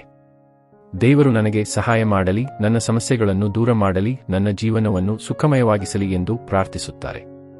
ಪ್ರಾರ್ಥನೆ ತಪ್ಪಲ್ಲ, ಆದರೆ ದೇವರ ಅನುಗ್ರಹವು ಯಾವಾಗಲೂ ನಾವು ನಿರೀಕ್ಷಿಸುವ ರೂಪದಲ್ಲೇ ಬರಬೇಕೆಂದಿಲ್ಲ. ಕೆಲವೊಮ್ಮೆ ಅದು ಒಂದು ಅವಕಾಶದ ರೂಪದಲ್ಲಿ ಬರುತ್ತದೆ, ಕೆಲವೊಮ್ಮೆ ಒಂದು ಪಾಠದ ರೂಪದಲ್ಲಿ ಬರುತ್ತದೆ, ಕೆಲವೊಮ್ಮೆ ಒಂದು ಕಷ್ಟದ ರೂಪದಲ್ಲಿಯೂ ಬರುತ್ತದೆ. ಏಕೆಂದರೆ ಕೆಲವು ಕಷ್ಟಗಳು ನಮ್ಮನ್ನು ಹೆಚ್ಚು ಬಲಿಷ್ಠರನ್ನಾಗಿ ಮಾಡುತ್ತವೆ. ದೇವರ ಅನುಗ್ರಹವನ್ನು ಅರಿಯಲು ನಾವು ನಮ್ಮ ದೃಷ್ಟಿಕೋನವನ್ನು ಬದಲಾಯಿಸಬೇಕು. ಪ್ರತಿದಿನ ಬೆಳಿಗ್ಗೆ ಎಚ್ಚರಗೊಳ್ಳುವ ಅವಕಾಶವೇ ಒಂದು ಆಶೀರ್ವಾದ. ಉಸಿರಾಡಲು ಸಾಧ್ಯವಾಗುವುದು ಒಂದು ಆಶೀರ್ವಾದ. ನಮ್ಮನ್ನು ಪ್ರೀತಿಸುವ ಜನರಿರುವುದು ಒಂದು ಆಶೀರ್ವಾದ. ಕಲಿಯುವ ಅವಕಾಶ, ಸೇವೆ ಮಾಡುವ ಅವಕಾಶ, ಒಳ್ಳೆಯ ಕೆಲಸ ಮಾಡುವ ಅವಕಾಶ, ಇವೆಲ್ಲವೂ ದೇವರ ಕೃಪೆಯ ರೂಪಗಳೇ ಆಗಿವೆ. ಜೀವನದ ಅಂತಿಮ ಹಂತದಲ್ಲಿ ಮನುಷ್ಯನು ತನ್ನನ್ನು ತಾನು ಒಂದು ಪ್ರಶ್ನೆ ಕೇಳುತ್ತಾನೆ: ನಾನು ಹೇಗೆ ಬದುಕಿದೆ? ಆ ಕ್ಷಣದಲ್ಲಿ ಅವನಿಗೆ ತನ್ನ ಬ್ಯಾಂಕ್ ಖಾತೆಯ ಮೊತ್ತ ನೆನಪಾಗುವುದಿಲ್ಲ, ಅವನು ಹೊಂದಿದ್ದ ಹುದ್ದೆಗಳೂ ನೆನಪಾಗುವುದಿಲ್ಲ, ಅವನು ಎಷ್ಟು ಜನರಿಗೆ ಸಹಾಯ ಮಾಡಿದ್ದಾನೆ, ಎಷ್ಟು ಜನರನ್ನು ಪ್ರೀತಿಸಿದ್ದಾನೆ, ಎಷ್ಟು ಸತ್ಯನಿಷ್ಠೆಯಿಂದ ಬದುಕಿದ್ದಾನೆ ಎಂಬುದೇ ಅವನ ಮನಸ್ಸಿನಲ್ಲಿ ಮೂಡುತ್ತದೆ. ಇದೇ ಕಾರಣದಿಂದ ಸತ್ಕರ್ಮಗಳ ಮಹತ್ವವನ್ನು ಎಲ್ಲ ಧರ್ಮಗಳು ಒತ್ತಿ ಹೇಳುತ್ತವೆ. ಮಾನವನ ನಿಜವಾದ ಕರ್ತವ್ಯವೇನು? ಈ ಪ್ರಶ್ನೆಗೆ ಅನೇಕ ಉತ್ತರಗಳು ಇರಬಹುದು. ಆದರೆ ಸಾರಾಂಶದಲ್ಲಿ ಹೇಳುವುದಾದರೆ, ತನ್ನ ಜೀವನವನ್ನು ಉತ್ತಮಗೊಳಿಸುವುದು ಮತ್ತು ತನ್ನ ಸುತ್ತಲಿನ ಜಗತ್ತನ್ನು ಸ್ವಲ್ಪ ಉತ್ತಮಗೊಳಿಸುವುದು. ನಾವು ಎಲ್ಲರ ಸಮಸ್ಯೆಗಳನ್ನು ಪರಿಹರಿಸಲು ಸಾಧ್ಯವಾಗದಿರಬಹುದು. ಆದರೆ ಯಾರೊಬ್ಬರ ಜೀವನದಲ್ಲಿ ಒಂದು ಸಣ್ಣ ಬೆಳಕಾಗಲು ಸಾಧ್ಯ. ನಾವು ಎಲ್ಲರ ದುಃಖವನ್ನು ದೂರ ಮಾಡಲು ಸಾಧ್ಯವಾಗದಿರಬಹುದು. ಆದರೆ ಒಬ್ಬ ದುಃಖಿತನಿಗೆ ಸಾಂತ್ವನದ ಮಾತು ಹೇಳಬಹುದು. ನಾವು ಜಗತ್ತನ್ನು ಸಂಪೂರ್ಣವಾಗಿ ಬದಲಾಯಿಸಲು ಸಾಧ್ಯವಾಗದಿರಬಹುದು. ಆದರೆ ನಮ್ಮನ್ನು ನಾವು ಬದಲಾಯಿಸಬಹುದು. ಒಳ್ಳೆಯ ಕರ್ಮಗಳ ಶಕ್ತಿ ಅಷ್ಟೊಂದು ಮಹತ್ತರವಾದುದು. ಒಂದು ಒಳ್ಳೆಯ ಕೆಲಸ ಮತ್ತೊಂದು ಒಳ್ಳೆಯ ಕೆಲಸಕ್ಕೆ ಪ್ರೇರಣೆ ನೀಡುತ್ತದೆ. ಒಂದು ಸತ್ಯನಿಷ್ಠ ವ್ಯಕ್ತಿ ಇನ್ನೊಬ್ಬರನ್ನು ಪ್ರೇರೇಪಿಸುತ್ತಾನೆ. ಒಂದು ದಯೆಯ ಕಾರ್ಯ ಅನೇಕ ಹೃದಯಗಳಲ್ಲಿ ಕರುಣೆಯನ್ನು ಹುಟ್ಟಿಸುತ್ತದೆ. ಈ ರೀತಿ ಸತ್ಕರ್ಮಗಳು ಸಮಾಜದಲ್ಲಿ ಕಾಣದ ಅಲೆಗಳಂತೆ ಹರಡುತ್ತವೆ. ಆದ್ದರಿಂದ ನಾವು ಮಾಡುವ ಯಾವುದೇ ಒಳ್ಳೆಯ ಕೆಲಸ ವ್ಯರ್ಥವಾಗುವುದಿಲ್ಲ. ಪಾಪ ಮತ್ತು ಪುಣ್ಯದ ಬಗ್ಗೆ ಮಾತನಾಡುವಾಗ ಒಂದು ವಿಷಯವನ್ನು ಮರೆಯಬಾರದು. ಯಾವುದೇ ಮನುಷ್ಯ ಸಂಪೂರ್ಣ ಪರಿಪೂರ್ಣನಲ್ಲ. ಎಲ್ಲರೂ ತಪ್ಪುಗಳನ್ನು ಮಾಡುತ್ತಾರೆ.